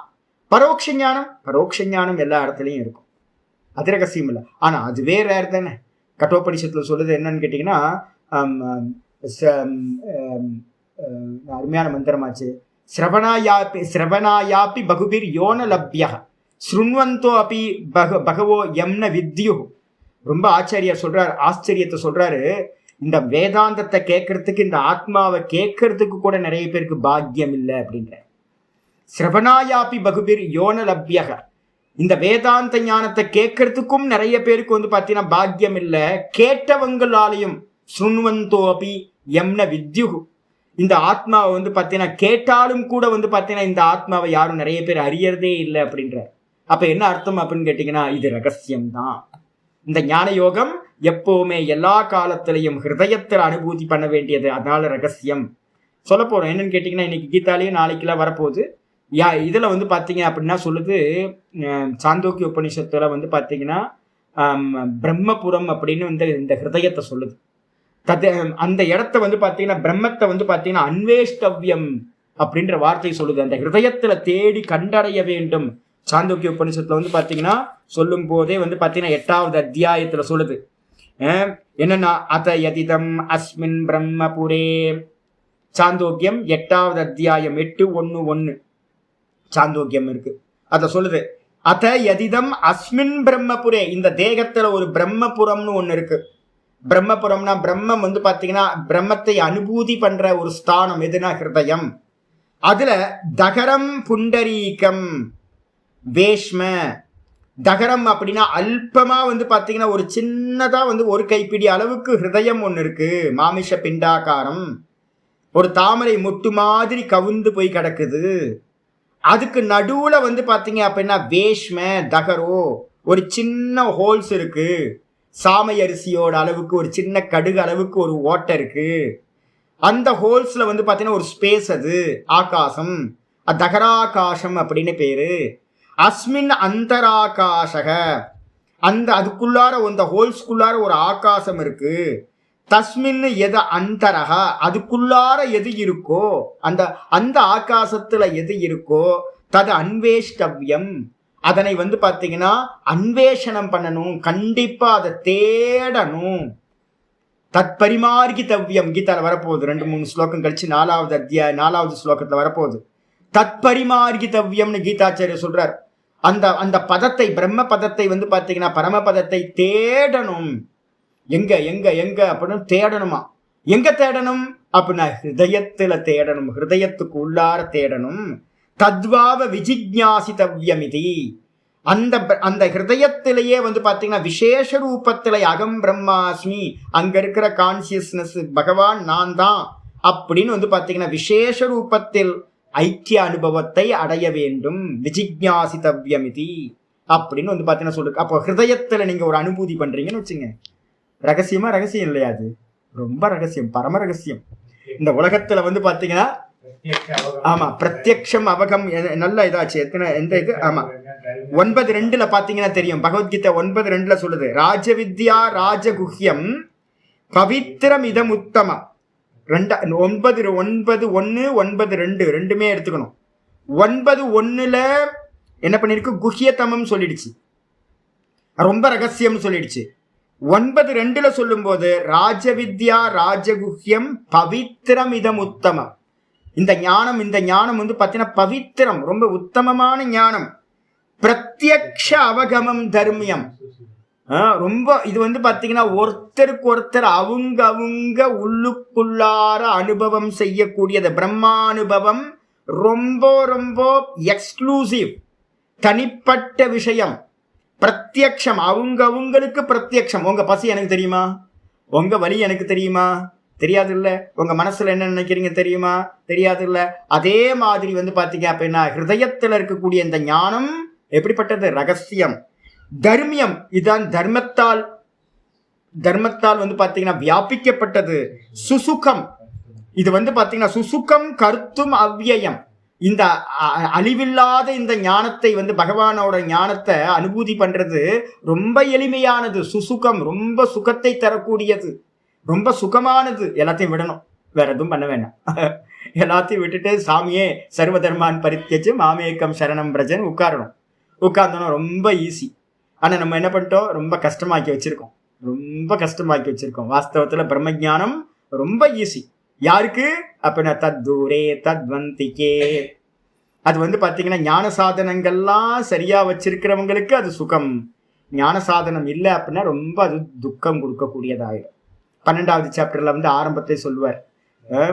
என்னன்னு கேட்டீங்கன்னா, இந்த ஞானம் வந்து பாத்தீங்கன்னா தேகவத்பீர் அவாப்பியத்தை கிளேஷோ அதிகதரஸ்தேஷாம், ரொம்ப கிளேஷத்தை கொடுக்கக்கூடியது, துக்கத்தை கொடுக்கக்கூடியது. அவ்யக்தா சக்த சேதசாம், இந்த அவ்யக்தத்துல வந்து பாத்தீங்க அப்படின்னா புத்தி வைக்கிறவங்களுக்கு ரொம்ப கஷ்டம் சாமி அப்படின்னு அங்கேயும் சொல்ற. இது ரகசியம், உள்ளுக்குள்ளார போகணும். வெளியில இருந்தோம் அப்படின்னா ஹிருதயத்துல போய் அனுபவிக்க வேண்டியது, வெளியிலேயே இருந்துகிட்டு இருந்தோம் அப்படின்னா. அதாவது நான் வந்து பாத்தீங்கன்னா எல்லாத்தையும் கொஞ்சம் ஏஜ் ஆனாவே என்ன பண்ணிட்டு இருக்கீங்கன்னு திட்டுறது, போய் வேலை பண்ணிட்டு இருக்கிறது, அந்த போஸ்டிங் இந்த போஸ்டிங்லாம் வச்சிருக்கிறது. என்ன பண்ணிட்டு இருக்கீங்க, ஊரா தெருவா சுத்திட்டு இருந்தீங்க அப்படின்னா உள்ள போக வேண்டியது எப்போ போவீங்க? உள்ள போறது பெரிய யாத்திரைங்க. நீங்க நினைக்கிற மாதிரி பாயிண்ட் டு பாயிண்ட் ஏதாவது இருக்கா சாமி, 1 to 1 ஏதாவது இருக்கா, பஸ் ஏதாவது இருக்கா உள்ள போறதுக்கு? அதெல்லாம் இல்லை. உள்ள போறதுக்கு லய பிரக்கிரியா வந்து பாத்தீங்கன்னா மெதுவா தான் விஷயங்கள்ல இருந்து இந்திரியம், இந்திரியத்துல இருந்து மனசு, மனசுல இருந்து புத்தி, புத்தியில இருந்து இந்த அவ்யக்தம், அவ்யக்தத்துல இருந்து பாத்தீங்கன்னா அவ்யக்தத்துக்கு போகும்போது தான் ஹிருதயம் வருது. அப்ப வந்து பாத்தீங்கன்னா ப்ராசஸ் வந்து ஒன்ன லயம் பண்ணிக்கிட்டே போறது வந்து பாத்தீங்கன்னா ஒரு பெரிய யாத்திரை. அதனால வந்து பாத்தீங்க அப்படின்னா உள்ள திரும்பினாதான் இதை அடைய முடியும். இது ரகசியம். இது அதுதான் இங்க சொல்லுது வந்து பாத்தீங்கன்னா யஜ்ஞானாம் குஹ்யம். ஆச்சாரிய சொல்றார் யஜ்ஞானாம் குஹ்யம், யஜ்ஞங்களுக்குள், யஜ்ஞங்கள் மத்தியில் ரகசியம். ஞான யஜ்ஞன்ட்டார், தெளிவா சொல்லிட்டார். ஞான யஜ்ஞம் தான். சிரவணம் பண்ணும்போது என்ன அப்படின்னு கேட்டீங்கன்னா வெளிமுகமா உட்கார்ந்து பண்றோம். மனனம் பண்ணும்போது கூட வந்து பாத்தீங்கன்னா ஸ்தூல மனனம் பண்ணும்போது கம்பேர் ஸ்டடிஸ் வந்து இப்போ உங்களுக்கு இங்க இருக்கு அங்க இருக்குன்னு எல்லாத்தையும் சொல்லிட்டு இருக்கேன்ல. இப்ப நான் கம்பேர் ஸ்டடிஸ் பண்ணிட்டு இருக்கிறது உங்களுக்கு எல்லாத்துக்கும் தெரியுதா? ஆமா தெரியுது. சுவாமி எத்தனை கொட்டேஷன் கொடுக்குறாரு, எல்லா இடத்துல இருந்தும் கொட்டேஷன் கொடுத்துக்கிட்டே இருக்காரு. சாந்தோக்கியம் போறார், கீதா போறார், இங்க போறார், அங்க போறார். அப்ப கம்பேர் ஸ்டடிஸ் வந்து பாத்தீங்கன்னா பண்றது வந்து ஸ்தூல மனனம். இதே நான் உள்ளுக்குள்ளார பண்றது யாருக்காவது தெரியுமா? நான் தானே உங்களுக்கு சொல்றேன் எப்படி பண்ணணும்ன்றத நான் உங்களுக்கு சொல்லி காட்டுறேன், பிரகடனம் படுத்துறேன். ஏன் தெரியுங்களா? நீங்க பண்ணணுன்றதுக்காக சொல்லி காட்டுறேன். காலையில எந்திரிச்சோன்னே எனக்கு வேலையே பார்க்குற வேலை தான், பார்த்துக்கிட்டே இருக்கிறது. இது வேற நான் வேற, இது வேற நான் வேற, இது வேற நான் வேறன்னு பார்த்துக்கிட்டே இருக்கிறதா வேலை எனக்கு. டெய்லி காலையில பார்ப்பானா இருக்கேன் நான். ஏன் சொல்றேன் அப்படின்னு கேட்டீங்கன்னா, வெறும் கம்பேர் ஸ்டடிஸோட நிப்பாட்டக்கூடாது, உள்ளுக்குள்ளார சூக்ஷ்ம மனனம் ஆரம்பிக்கணும். அப்ப சூக்ஷ்ம மனனம் நான் சொன்னாதான் உங்களுக்கு தெரிய முடியும். நான் உள்ளுக்குள்ளார எப்படி பார்க்கிறேன்றது உங்களுக்கு தெரியுமா? காட்ட முடியுமா? எப்படி காட்ட முடியும்? ஆமா, சர்வபூதேஷு கூட்டா. பகவான் எங்க இருக்காரு? எல்லா ஜீவராசிகளுக்கும் ஹிருதயத்துக்குள்ளார ரகசியமா இருக்கார். அப்ப ரகசியமா இருக்கிறவர் ரகசியமா தான் அறிய முடியும் உங்களுக்கு. அப்ப இருக்கிறதுலயே என்னன்னா ரொம்ப ரகசியம் இந்த ஞான யஜ்ஞம். சூக்ஷ்ம மனனம் பண்ண ஆரம்பிச்சாவே வெளில தெரியாது. அதனால்தான் சொல்லுது என்னன்னு கேட்டீங்கன்னா, மனநாத்து முனிகி மௌனாத்து முனிகி. மனனம் பண்ண ஆரம்பிச்சாவே வந்து மௌனத்துக்கு போயிடுறது. ஒரு மெதுவா மெதுவா மெதுவா மௌனத்துக்கு போயிடும். பேசுறதுக்கு ஒன்றும் இல்லை, நேத்தின்னு பண்ண ஆரம்பிச்சா மௌனத்துக்கு போயிடும். மனனம் பண்றவன் மௌனத்துக்கு போயிடுவான். அப்புறம் எங்க பேச முடியும்? இருக்கிறதுலே ரகசியமானது மௌனம் தான்றது. ரகசியங்களில் நான் மௌனமாக இருக்கின்றேன் பகவத்கீதையிலையும் சொல்றார். ரகசியங்களில் நான் மௌனமாக இருக்கேன். அப்போ ஒருத்தன் மனனம், சூக்ஷ்ம மனனம் நேத்தி பண்ணும் போதே மௌனம் ஆயிடுவான். என்ன மாதிரி வந்து பார்த்தீங்கன்னா உங்களுக்கு எல்லாத்தையும் சொல்லி காட்ட முடியாது. இன்னும் கொஞ்ச நாள் கழிச்சு வந்து பார்த்தீங்கன்னா எல்லாத்தையும் எவ்வளவு சொல்ல முடியுமோ எல்லாத்தையும் சொல்லிட்டு ஓரமா ஒதுங்கிக்க வேண்டியதுதான். அது எப்படி நீங்களாச்சு, உங்களோடதாச்சு, உங்களோட மனனம், உங்களோட சிரவணம், நீங்க உங்க அனுபவத்துல நீங்க பாத்துக்கங்க அப்படின்னு. எவ்வளவுதான் கடைசியில வரைக்கும் கையில கூட்டு போய் மோட்சத்தை கையிலையா கொடுக்க முடியும்? நான் அது அவங்கவுங்க தான் முயற்சி பண்ணணும். அப்ப வந்து பாத்தீங்க அப்படின்னா மனநத்தோட சூக்ஷ்ம மனம் வரும்போதே மௌனி ஆயிடுவான். மௌனி ஆயிட்டானா யார் சொல்லுவா? சொல்ல முடியாது. அதுக்கப்புறம் நிதித்தியாசனத்துக்கு போறவனுக்கு பேர் வந்து பாத்தீங்கன்னா மௌனாத் முனிகி. முனிவன் எப்படிப்பட்டவன் அப்படின்னா நிதித்தியாசனத்துக்கு பேர் மௌனம்னு பேர். நிதித்தியாசனத்துல வெறும் ஆத்ம தியானம் மட்டும் நடக்கும். அங்கேயும் அங்க என்ன நடக்குதுன்னு உங்களுக்கோ எனக்கோ தெரியாது, சொல்ல முடியாது. அது அவங்கவுங்க பிரத்யட்சம். அதுக்கப்புறம் அந்த பரிபக்குவத்தில், அந்த நிதித்தியாசனத்தோட பரிபக்குவத்துல உண்டாகிற ஆத்மானுபூதி, அதுவும் வந்து பாத்தீங்கன்னா ரொம்ப எக்ஸ்க்ளூசிவ், ரொம்ப ரகசியமானது, யாருக்கும் தெரியாது, ரொம்ப பிரைவேட்டா இருக்கிறது. அதனால வந்து பாத்தீங்கன்னா வெளியில சொல்ல முடியாது. ஞான யஜ்ஞம் ரகசியங்களிலெல்லாம் ஞான யஜ்ஞம் தான் ரகசியமானது. பல ரொம்ப தெளிவா சொல்றாரு பாருங்களேன். இன்னொன்னு ஆச்சரியா பாருங்க. பலாபிசந்தி ரகிதோவா யஜ்ஞா. ஹைலைட் பண்ணீங்க நீங்க. யஜ்யம்னா உடனே வந்து பாத்தீங்கன்னா வெறும் ஃபயர் ரிச்சுவல் மட்டும்தான் யஜ்யம் அப்படின்னு யஜ்ஞ யாகாதி மட்டும் எடுத்துக்காதீங்க. ஆச்சாரியார் தெளிவா வந்து பாத்தீங்கன்னா சொல்றார், பலாபிசந்தி ரகிதோவா யஜ்ஞா. யஜ்யம் அப்படின்னா என்ன அர்த்தம்னா பலன் மேல ஆசை இல்லாமல் பண்ணக்கூடியவைகளுக்கு பேரு யஜ்யம் என்று பெயர். அதான் யஜ்ஞம் என்று பெயர். பலன்ல ஆசை வச்சிங்க அப்படின்னா போச்சு, கர்மம் வந்து அது கர்மம் ஆயிடும், அது உங்களை பந்தப்படுத்தும். அதே நேரத்துல நீங்க எப்போ வந்து பாத்தீங்கன்னா அந்த கர்மத்துல எந்த கர்மம் பண்ணினாலும் பலன் வேணாம், அது ஈஸ்வரார்ப்பணம் அப்படின்னு நீங்க பண்றீங்களோ அப்ப அது வந்து உங்களுக்கு என்ன பண்ணும்? அது வந்து மோட்சத்துக்கு சாதனமாயிடும். ததர்த்தம் கர்ம கவுந்தேய முக்த சங்க சமாச்சார 9:3-9 சொல்லுது. எப்படி பண்ணணும்? யஜ்யத்துக்காகவே கர்மம் பண்ணணும். அந்த யஜ்யம் எப்படி இருக்கணும்? பற்றுதலை விட்டுட்டு முக்த சங்கக, சங்கத்திலிருந்து விடுபட்டவனா, பலன்ல இருக்க ஆசையை விட்டுறணும், கர்மத்தை பண்ற இதுலையும் விட்டுறணும். நான் இன்ஸ்ட்ருமெண்ட் அப்படின்னு நினைச்சுக்கிட்டு என்னது கர்த்திருவத்திலையும் போக்திருத்துவத்திலையும் இச்சைப்படாமல் பற்றுதல் வைக்காமல் ஈஸ்வர பிரசாதம் அப்படின்னு ஈஸ்வரனுக்கு நான் ஸ்லேவ் அப்படின்ற எண்ணத்தோட பண்ணினீங்கன்னா அதுக்கு பேர் தான் நீங்க சொல்ற பலாபிசந்தி ரகிதோவா யஜ்ஞா. யஜ்யம் என்றால் பலன் மீது ஆசையில்லாமல் எந்த கர்மத்தை நம்ம பண்றோமோ அது வந்து பாத்தீங்க அப்படின்னா அந்த கர்மம் யஜ்யமாகும். அது செருப்பு தைக்கிறதா இருக்கட்டும். அதனால்தான் வந்து பாத்தீங்கன்னா மகாபாரதத்துல மகாவியாதனை பத்தின கதை வருது இல்ல, கொக்கென்று நினைத்தாயோ கொங்கனவா அப்படின்னு. அந்த பத்தினி வந்து பாத்தீங்க அப்படின்னா என்ன பண்ணுவா? ஒரு தபஸ்வி வந்து பாத்தீங்கன்னா கொங்கண சித்தர், கொங்கணவர் அப்படின்னா என்ன அர்த்தம்? கொங்கண சித்தர். அவர் என்ன பண்றாரு? பெரிய தபஸ் பண்ணிட்டு வந்து பாத்தீங்கன்னா ரொம்ப கர்வத்தோட வரார். வந்து என்ன பண்றாரு? நடுவுல ஆறு வருது, ஆத்துல வந்து பாத்தீங்கன்னா இறங்கி அர்க்கியம் கொடுக்குறாரு. சூரியனுக்கு குளிச்சுட்டு ஸ்நானம் பண்ணிட்டு அர்க்கியம் கொடுக்குறாரு. அர்க்கியம் கொடுக்கும்போது மேல ஒரு பட்சி பறந்து போயிட்டு இருக்கும்போது அது ஒரு எச்சம் போட்டுருது. அந்த எச்சம் இவரோட கையில விழுந்தோன்னு இவருக்கு கோபம் வந்துருது. ஏய், நான் எவ்வளவு பெரிய தபஸ்வி, என்ன மேல நீ இது போட்டியா அப்படின்னு பாக்குறாரு. இப்படி பார்த்த மாத்திரத்துல அந்த கொக்கு வந்து பாத்தீங்கன்னா எரிஞ்சு கீழே விழுந்துருது. கீழே விழுந்தோன்னு இவருக்கு வந்து பாத்தீங்கன்னா ரொம்ப கர்வம் வந்தா, ஆஹா நம்ம தபஸ் வந்து பாத்தீங்கன்னா பலித்தமாயிடுச்சு, பார்த்தோடனே எரிஞ்சு போச்சு அப்படின்னு நினைச்சுக்கிட்டு ரொம்ப கர்வத்தோட ஊருக்குள்ளார வரும்போது பசி, ஏதாவது ஒரு வீட்டுக்கு முன்னாடி நின்று அவர் கேட்கலான்னு பிக்ஷை கேட்கிறார். பிக்ஷை கேட்டோன்னே பவதி பிக்ஷாந்தேகி அப்படின்னு கேட்கிறார். நாராயண ஹரி அப்படின்னு பிக்ஷா மந்திரம் இருக்கு, அதை சொல்லி கேட்கிறார். கேட்ட மாத்திரத்துல உள்ள வந்து ஒரு பொண்ணு வந்து பாத்தீங்கன்னா வராங்க. ஒரு பத்தினி வந்து பாத்தீங்கன்னா ஒரு வீட்டுல இருக்க பத்தினி வராங்க. வந்தோடனே வந்து பாத்தீங்க அப்படின்னா சாமி நமஸ்காரம் பண்ணிட்டு, சாமி கொஞ்ச நேரம் உட்காருங்க வெளியில, நான் வந்து பாத்தீங்கன்னா என்னோட வேலையெல்லாம் முடிச்சுட்டு வந்து உங்களுக்கு ஃபுட்டு கொடுக்குறேன் அப்படின்னு போயிடுறாங்க. பிக்ஷா கொடுக்குறேன்னு உள்ள போனா வந்து பாத்தீங்கன்னா வரவே இல்லை, வெளியில வரவே இல்லை. இவருக்கு பசி வந்து கொல்லுது. இவர் என்ன பண்றாரு அப்படின்னு கேட்டீங்கன்னா, இன்னும் வரல, என்னாச்சுன்னு 2-3 வாட்டி சவுண்டு கொடுக்குறாரு. அந்த அம்மா வந்து பாத்தீங்கன்னா பொறுமையா வந்து, கொஞ்சம் இருங்க சாமி, பொறுங்க, எதுக்காக அவசரப்படுறீங்க? என் மாமனார் மாமியார் வயசானவங்க, அவங்களுக்கு வந்து பாத்தீங்கன்னா நான் அவங்களுக்கு சேவை பண்ணிட்டு இருக்கேன், அதனால கொஞ்சம் வெயிட் பண்ணுங்க, அவங்கள பராமரிச்சுட்டு நான் இப்போ வந்து உங்களுக்கு போஜனம் பண்ணி வைக்கிறேன் அப்படின்றான். பண்ணோன்னு நான் யார் தெரியுமா, எல்லாம் தெரியும் தெரியும், என்ன என்ன என்ன என்ன கொக்குன்னு நினைச்சீங்களா நீங்க அப்படின்னு வந்து கொக்கென்று நினைத்தாயோ அப்படின்னு அந்த அம்மா சொல்றாங்க. ஒரு சின்ன பொண்ணு, ஒரு 25-30 வயசு இருக்கிற பொண்ணுக்கு இவர் கொக்கை எரிச்சது எப்படி தெரியும், கொக்கை எரிச்சது எப்படி தெரியும் அப்படின்னு இவருக்கு அப்படியே ஆடி போயிடுது. நம்ம எங்கேயோ கொக்கை எரிச்சது வந்து பாத்தீங்கன்னா இந்த அம்மா சொல்லுதே அப்படின்னு, எப்படிமா இது உனக்கு தெரியும் அப்படின்றார். அதெல்லாம் எனக்கு தெரியாது, எனக்கு வந்து என்னோட குருநாதர் வந்து ஒன்னே ஒன்று சொல்லி கொடுத்துருக்கார். என்ன அப்படின்னா, உன் டியூட்டியை வந்து பாத்தீங்க அப்படின்னா பண்ணு. யஜ்ஞார்த்தாத் கர்மனோன் எத்திர லோகோயம் கர்ம பந்தன ததர்த்தம் கர்ம கவுந்தேய. யஜ்யத்துக்காக நீ பண்ற வேலையை வந்து பாத்தீங்கன்னா உன்னோட டியூட்டி உன்னோட மாமனார் மாமியார பராமரிக்கிறது, ஹஸ்பண்டை பராமரிக்கிறது, இதுதான் உன்னோட டியூட்டி. அதனால அதுல வந்து பாத்தீங்க அப்படின்னா மற்றதெல்லாம் செகண்டரி தான்.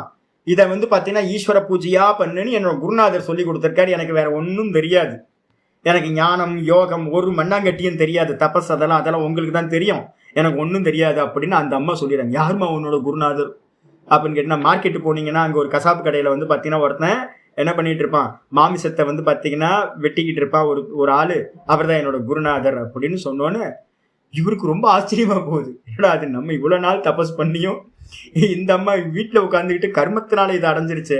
அப்போ நேராக போறார். நேராக போனால் வந்து பார்த்தீங்கன்னா அங்கே வந்து பார்த்தீங்கன்னா ஒரு சந்தை கடையில் வந்து பார்த்தீங்கன்னா ஒரு பெரிய மரத்தை வச்சு கசாப்பு கடையில் வெட்டிக்கிட்டு இருக்கார் ஒருத்தர், மாமிசத்தை இது கொடுத்துட்டு இருக்கார். பார்த்தோன்னே எப்படி நிற்க முடியும், மூக்கை பிடிச்சிட்டு நிற்க வேண்டியது தான், வேற வழி. மூக்கை பிடிச்சிட்டு நிற்கிறார். சாமி உங்களை பார்க்க வந்து அந்த ஸ்திரீ அனுப்புனாங்க, அப்படியா சரி உட்காருங்க அப்படின்னு ஓரமாக உட்கார வைக்கிறாரு. கசாப்பு கடைக்கு பக்கத்தில் மூக்கை பிடிச்சிட்டு இவர் உட்கார்ந்துருக்கார். உட்கார்ந்தோடனே நீங்கள் உங்கள்கிட்ட இருக்கிற ஞானத்தை எப்படி கிடைச்சதுன்னு சொல்லணும், அவங்களுக்கு என்ன உபதேசம் பண்ணீங்க அப்படின்னு கேட்குறாரு.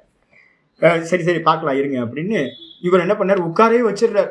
ஒரு 2 மணி நேரம் ஆச்சு, 3 மணி நேரம் ஆச்சு. இவர் என்ன பண்ணுறாரு, தன்னோட பிஸ்னஸ் எல்லாம் கம்ப்ளீட்டாக முடிச்சார். மத்தியானம் ஆச்சு, எல்லாத்தையும் கடையெல்லாம் ஏற கட்டிட்டு என்ன பண்ணுறாரு அப்படின்னு கேட்டிங்கன்னா, வாங்க போ வீட்டுக்கு போ அப்படின்னு முனிவரையும் கூப்பிட்டு வீட்டுக்கு போகிறார். வீட்டுக்கு போனால் வந்து பார்த்தீங்க அப்படின்னா, சரி இங்கே உட்காருங்க கொஞ்ச நேரம் அப்படின்னு இவர் உட்கார வச்சுட்டு இவர் போய் என்ன பண்ணுறாரு, தன்னோட அம்மாவும் அப்பாவும் வந்து வயசானவங்களா இருக்காங்க, அம்மா அப்பாவை பராமரிக்கிறதுல வந்து பார்த்தீங்கன்னா கர்மத்தில் ஈடுபட்டோன்னே இவருக்கு டென்ஷன் அதிகமாச்சு. அந்த பொண்ணும் வந்து என்ன பண்ணுச்சு, மாமனார் மாமியார் பார்க்கறது இருந்துச்சு. இவரும் வந்து பதில் சொல்லுவாருன்னு பார்த்தா உட்கார வச்சுட்டு இவரும் போய் வேலையெல்லாம் செஞ்சு முடிச்சு அவங்கள பராமரிக்கிறது, அவங்களுக்கான டியூட்டி எல்லாம் பண்ணி முடிச்சுட்டு வெளியில் வந்து சொல்லுங்க சுவாமி என்ன வேணும் இப்போ உங்களுக்கு, இல்லை இது எப்படி உங்களுக்கு இந்த ஞானம்லாம் கிடைச்சது அப்படின்னா, அதெல்லாம் எங்களுக்கு தெரியாது. என்ன அப்படின்னு கேட்டிங்கன்னா, எங்களுக்கு தெரிஞ்சது எங்களோட கர்மத்தை பூஜையாக பண்ணுறது. அப்போ ஒரு பூஜை பண்ணுறது வந்து பார்த்தீங்கன்னா எப்படிப்பட்டதுன்னா, ஒரு தபஸ் பண்ணுறதுக்கு ஒரு யோகிக்கு கர்மம் வந்து பார்த்தீங்கன்னா உங்களுக்கு இதையே இந்த பூஜை. அதனால தான் நம்ம சொல்கிறோம் என்னன்னு கேட்டிங்கன்னா, எந்த கர்மம் பண்ணினாலும் ஈஸ்வரார்ப்பணமா பண்ணினீங்கன்னா சமத்துவம் யோக உச்சியது. அஷ்டாங்க யோகத்தில் நீங்கள் வந்து பார்த்தீங்கன்னா எந்த சமநிலையை சவிகல்ப சமாதியை நீங்கள் அடையிறீங்களோ அந்த சவிகல்ப சமாதிகள் எல்லாமே வந்து பார்த்தீங்க அப்படின்னா நிஷ்காமியமாக எல்லா கர்மத்தையும் பண்ண ஆரம்பிச்சா மனசு வந்து பார்த்தீங்கன்னா அந்த சமாதானத்தை அடைந்து விடும். இதான் வந்து பார்த்தீங்கன்னா இது. அப்போ வந்து பார்த்தீங்கன்னா ஆச்சாரியர் சொல்றார், பலாபிசந்திரகிதோவா, பலன் மேல ஆசை இல்லாமல் பண்ணக்கூடிய யஜ்ஞம் தானம் தபசு எந்த கர்மமா இருக்கட்டும் அதுக்கு பேரு யஜ்ஞம் என்றே பெயர். தத் பேத உபச்சாராத், அதை வந்து பார்த்தீங்கன்னா அபேத உபச்சாரா, தத் அபேத உபச்சாராத். அந்த யஜ்ஞத்தை வந்து பார்த்தீங்கன்னா என்ன பண்றோம் அப்படின்னா, பிரம்மத்தையும் அந்த யஜ்ஞத்தினால் அடையக்கூடிய அந்த பிரம்மத்தையும் யஜ்ஞத்தையும் என்ன பண்ணிருக்குன்னா ஒன்னாக்கி யஜ்ஞ குஹ்யம் அப்படின்னு சொல்லப்பட்டிருக்கு. அபேதமா உபச்சாரத்தினால சொல்லப்பட்டிருக்கு. சும்மா யஜ்ஞ குஹ்யம் அப்படின்னு அர்த்தம் ஞான யோகம். ஞான யோகம் சாதனம், அந்த ஞான யோகத்தினால பிராப்தி பண்ணக்கூடிய பகவான் சாத்தியம். அதனால வந்து பார்த்தீங்கன்னா சாதனத்தையும் சாத்தியத்தையும் வந்து பார்த்தீங்கன்னா ஒரே மாதிரி சொல்றதுன்ற ஒரு மரபு இருக்கு. நான் ஏற்கனவே உங்களுக்கு சொல்லியிருக்கேன். என்ன அப்படின்னு கேட்டீங்கன்னா, ஆயுர்வை கிருத்தம் அப்படின்னு ஒரு சப்தம் சொல்லியிருக்கேன். ஆச்சாரியர் சொல்லுவார் பாஷ்யத்தில், ஆயுர்வை கிருத்தம். கிருத்தம் அப்படின்னு என்ன அர்த்தம்னா, நெய்யுக்கு பேர் வந்து கிருத்தம் அப்படின்னு பேர். என்ன கூட டாக்டர் வந்து பார்த்தீங்கன்னா ப்ரிஸ்கிரைப் பண்ணியிருக்காரு, டெய்லி வந்து பார்த்தீங்கன்னா சாப்பிடும் போது ஒரு ஸ்பூன் நெய் போட்டுங்க சாமி, என்னால் சாப்பிட முடியல. அதுக்கப்புறம் அவர் டாக்டர் லாஸ்ட் டைம் சொன்னேன், என்ன சாமி உடம்பு வந்து பார்த்தீங்கன்னா ரொம்ப வெயிட் லாஸ் ஆகிட்டே இருக்கு. அவர் என்ன சொன்னார், பிளாக் காஃபியில் வந்து பார்த்தீங்க அப்படின்னா டெய்லி காலையில் பிளாக் காஃபியில் ஒரு ஸ்பூன் நெய் போட்டு சாப்பிடுங்க சாமி, நல்ல ஹெல்த்தியாக ரொம்ப ஹெல்த்தாக ஃபீல் பண்ணுவீங்க. என்னால் செய்ய முடியல, அது கூட நெய்யை சாப்பிட முடியல. இன்னைக்கு தான் நெய் சாப்பிட்டேன், நான் இன்னும் ஒரு வாரத்துக்கு சாப்பிட மாட்டேன்.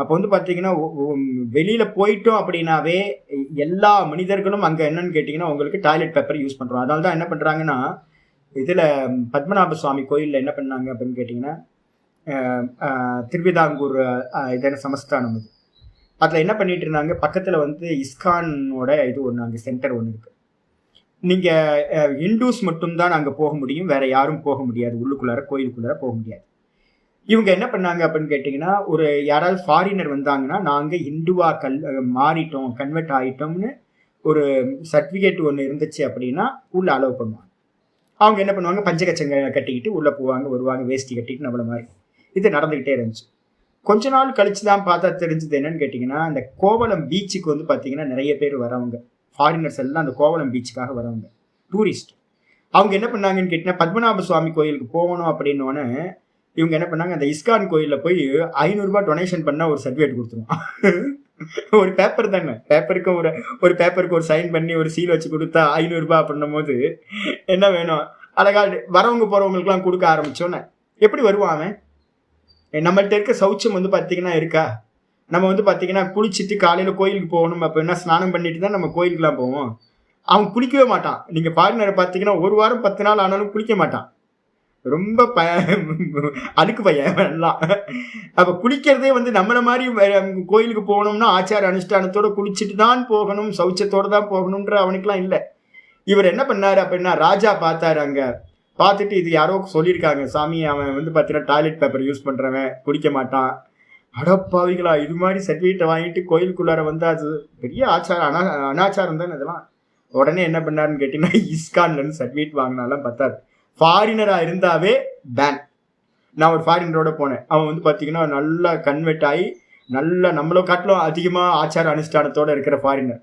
ஆனால் வந்து என்ன பண்ணிட்டாங்கன்னா, உள்ள விடலை, நீ இந்துவாரு இல்லை என்ன வேணா இருந்துக்கோ, உனக்கு அலவுட் இல்லை அப்படின்ட்டாங்க, பேன் பண்ணிட்டாங்க. ஏன் அப்படின்னு கேட்டிங்கன்னா, மெயின் வந்து பார்த்தீங்கன்னா டாய்லெட் பேப்பர். இப்போ நம்ம என்ன பண்ணுறது சொல்லுங்கள்? அப்போ வந்து பார்த்தீங்கன்னா நான் வெளியில் போய் வந்து பார்த்தீங்கன்னா பண்ண முடியாது. இப்போ நான் கேள்வி கேட்குறேன், ஒரு மந்திரம் வந்து பார்த்தீங்கன்னா 967வது மந்திரத்தில் மனுஸ்மிருதியோட ஸ்லோகத்தை வந்து பார்த்தீங்கன்னா நம்ம கோட் பண்ணியிருக்கோம். மனுஸ்மிருதியில் சொல்லுது பூர்புவஸ்வஸ்தருஸ்தாரக அப்படின்னு இருக்குல்ல, அதில் வந்து பார்த்தீங்கன்னா சொல்லுது தருகு அக்னௌ பிரஸ்தாகுதிஹி சம்யக் ஆதித்யம் உபதிஷ்டத்தை. இந்த யஜ்யம் என்ன பண்ணுது அப்படின்னா, இதோட இந்த நம்ம பண்ற இந்த லோகத்துல பண்ணக்கூடிய யஜ்யம் அக்னௌ பிரஸ்தாகுதி, அக்னியில கொடுக்கக்கூடிய ஆகுதியானது எங்க போய் சேருது, ஆதித்யன்ல போய் சேகரமாகுது. ஆதித்யன்ல போய் வந்து பார்த்தீங்கன்னா எஸ்டாப்ளிஷ் ஆயிட்டு அங்க உள்ளுக்குள்ளார இருக்கிற ஹிரண்ய கர்ப்பர் தான் என்ன பண்றார், அந்த கர்மத்துக்கான பலன்களை வந்து பார்த்தீங்கன்னா பிரிச்சு கொடுக்கிறார். ஆதித்யாத் ஜாயத்தே விருஷ்டி, சூரியன்ல இருந்து தான் வந்து பார்த்தீங்கன்னா மலை மேகங்கள் உண்டாகுது, மழையா பெய்யுது. இப்போ நான் கேட்குறேன், ஆப்பிரிக்காவில் மழை பெய்யலையா? அமெரிக்காவில் லண்டன்ல அங்கங்கெல்லாம் மழை பெய்யல, உலகம் ஃபுல்லாக மழை பெஞ்சிட்டு இருக்குல்ல. அங்கே யார் யஜ்யம்னா, யஜ்யம் வந்து இந்தியாவில் தானே பண்ணிட்டு இருக்கோம். யஜ்யம்ன்றது இங்கே தானே இப்போ மெயின் இதாக, இங்கே தானே இந்து மதத்தில் தானே யஜ்யம் இருக்கு. ஃபயர் ரிச்சுவல் எங்கே இருக்கு? ஃபயர் ரிச்சுவல் நம்ம இங்கே தானே பண்ணுறோம். அப்போ இங்கே தான் வந்து பார்த்தீங்கன்னா மலை மேகங்கள் வந்து மழையை பெய்யறது இங்கே தான் பெய்யும். ஆனால் வந்து பார்த்தீங்கன்னா உலகம் ஃபுல்லாக நல்லா செழிப்பமாக இருக்குல்ல, எல்லா இடத்துலையும் நல்லா தான் இருக்காங்க, சௌக்கியமாக இருக்காங்க. அப்போ வந்து எப்படி நடக்கும், அதுதான் நம்ம சொல்கிறோம். அக்னின்றதுக்கு அர்த்தம், இப்போ நான் ஸ்வெட்டிங் ஆயிருக்கேன் உள்ளுக்குள்ளார. அப்போ ஸ்வெட்டிங் ஆயிருக்கேன் அப்படின்னா, இப்போ நான் டீச்சிங் பண்ணுற ஒரு ஆகுதி வந்து பார்த்தீங்கன்னா, அதனால தான் சுவாத்தியாய யஜ்யம் அப்படின்னு இதுக்கு பேரே வந்து 4வது சாப்டரில். அதனால தான் 4வது சாப்டரில் அங்கே இருக்கிற 15 யஜ்யங்களையும் பார்த்தீங்க அப்படின்னா எல்லாம் யஜ்யம் ஆகிடும். அப்போ உலகத்தில் வந்து பார்த்தீங்கன்னா நிறைய பேர் டியூட்டியாக இந்த உலகத்தில் நிறைய பேர் காரியம் பண்ணிட்டு இருக்காங்க. டியூட்டின்னு நினச்சி நீங்கள் காரியம் பண்ணினீங்கன்னாவே அது வந்து பார்த்தீங்கன்னா என்ன ஆகிடும், அக்னி ஆகிடும். யஜ்யத்திலிருந்து நீங்கள் காமியமாக பண்ணுங்க, நிஷ்காமியமாக பண்ணுங்க. நீங்கள் காமியமாக பண்ணால் கூட வந்து பார்த்தீங்கன்னா ஒரு அக்னி ப்ரொடியூஸ் ஆகும். எந்த ஒர்க் பண்ணாலும், நடந்தாலும், ஓடுனாலும், எந்த வேலை பண்ணினாலும், ஒரு கிச்சனில் வேலை பண்ணினீங்கனாலும் அக்னி உங்கள் பாடியில் ப்ரொடியூஸ் ஆகும். அப்போ அக்னியில தான் வந்து பார்த்தீங்கன்னா எல்லா கர்மங்களும் என்னது, அக்னியில ஆகுதி கொடுக்குற மாதிரி தான். அப்போ கர்மங்கள் எல்லாம் வந்து பார்த்தீங்கன்னா ஆதித்யனுக்கு போய் அங்கேருந்து அந்த கர்மத்துக்கு ஏற்ற மாதிரி மழை பெய்யுது. அப்போ இந்த உலகம் ஃபுல்லாக யாகம் நடந்துக்கிட்டே தான் இருக்குது, யஜ்யங்கள் நடந்துக்கிட்டே தான் இருக்கு. அதையே நீங்கள் வந்து நிஷ்காமியமாக பண்ணும் போது அது உங்களை பந்தப்படுத்தாமல் என்ன பண்ணுது, மோட்சத்துக்கு சாதனமாகிடுது. இதான் வித்தியாசம். அதனால வந்து வெறும் யஜ்யத்தை மட்டும் எடுக்கக்கூடாது. அதனால தான் ஆச்சாரியார் இப்ப சொல்லும் போது முடிக்கும் போது சொன்னார், பலாபி சந்தி ரஹிதோ யஜ்ஞா. யஜ்யம்னா என்ன அர்த்தம்? பலன் மேல ஆசை இல்லாம நீங்க பண்ணினீங்கன்னா அது யஜ்யம், அது உங்களை விடுதலையை நோக்கி கொண்டு போயிடும் அப்படின்னு புரிஞ்சு. ஹரி ஓம் ஹரி ஓம்.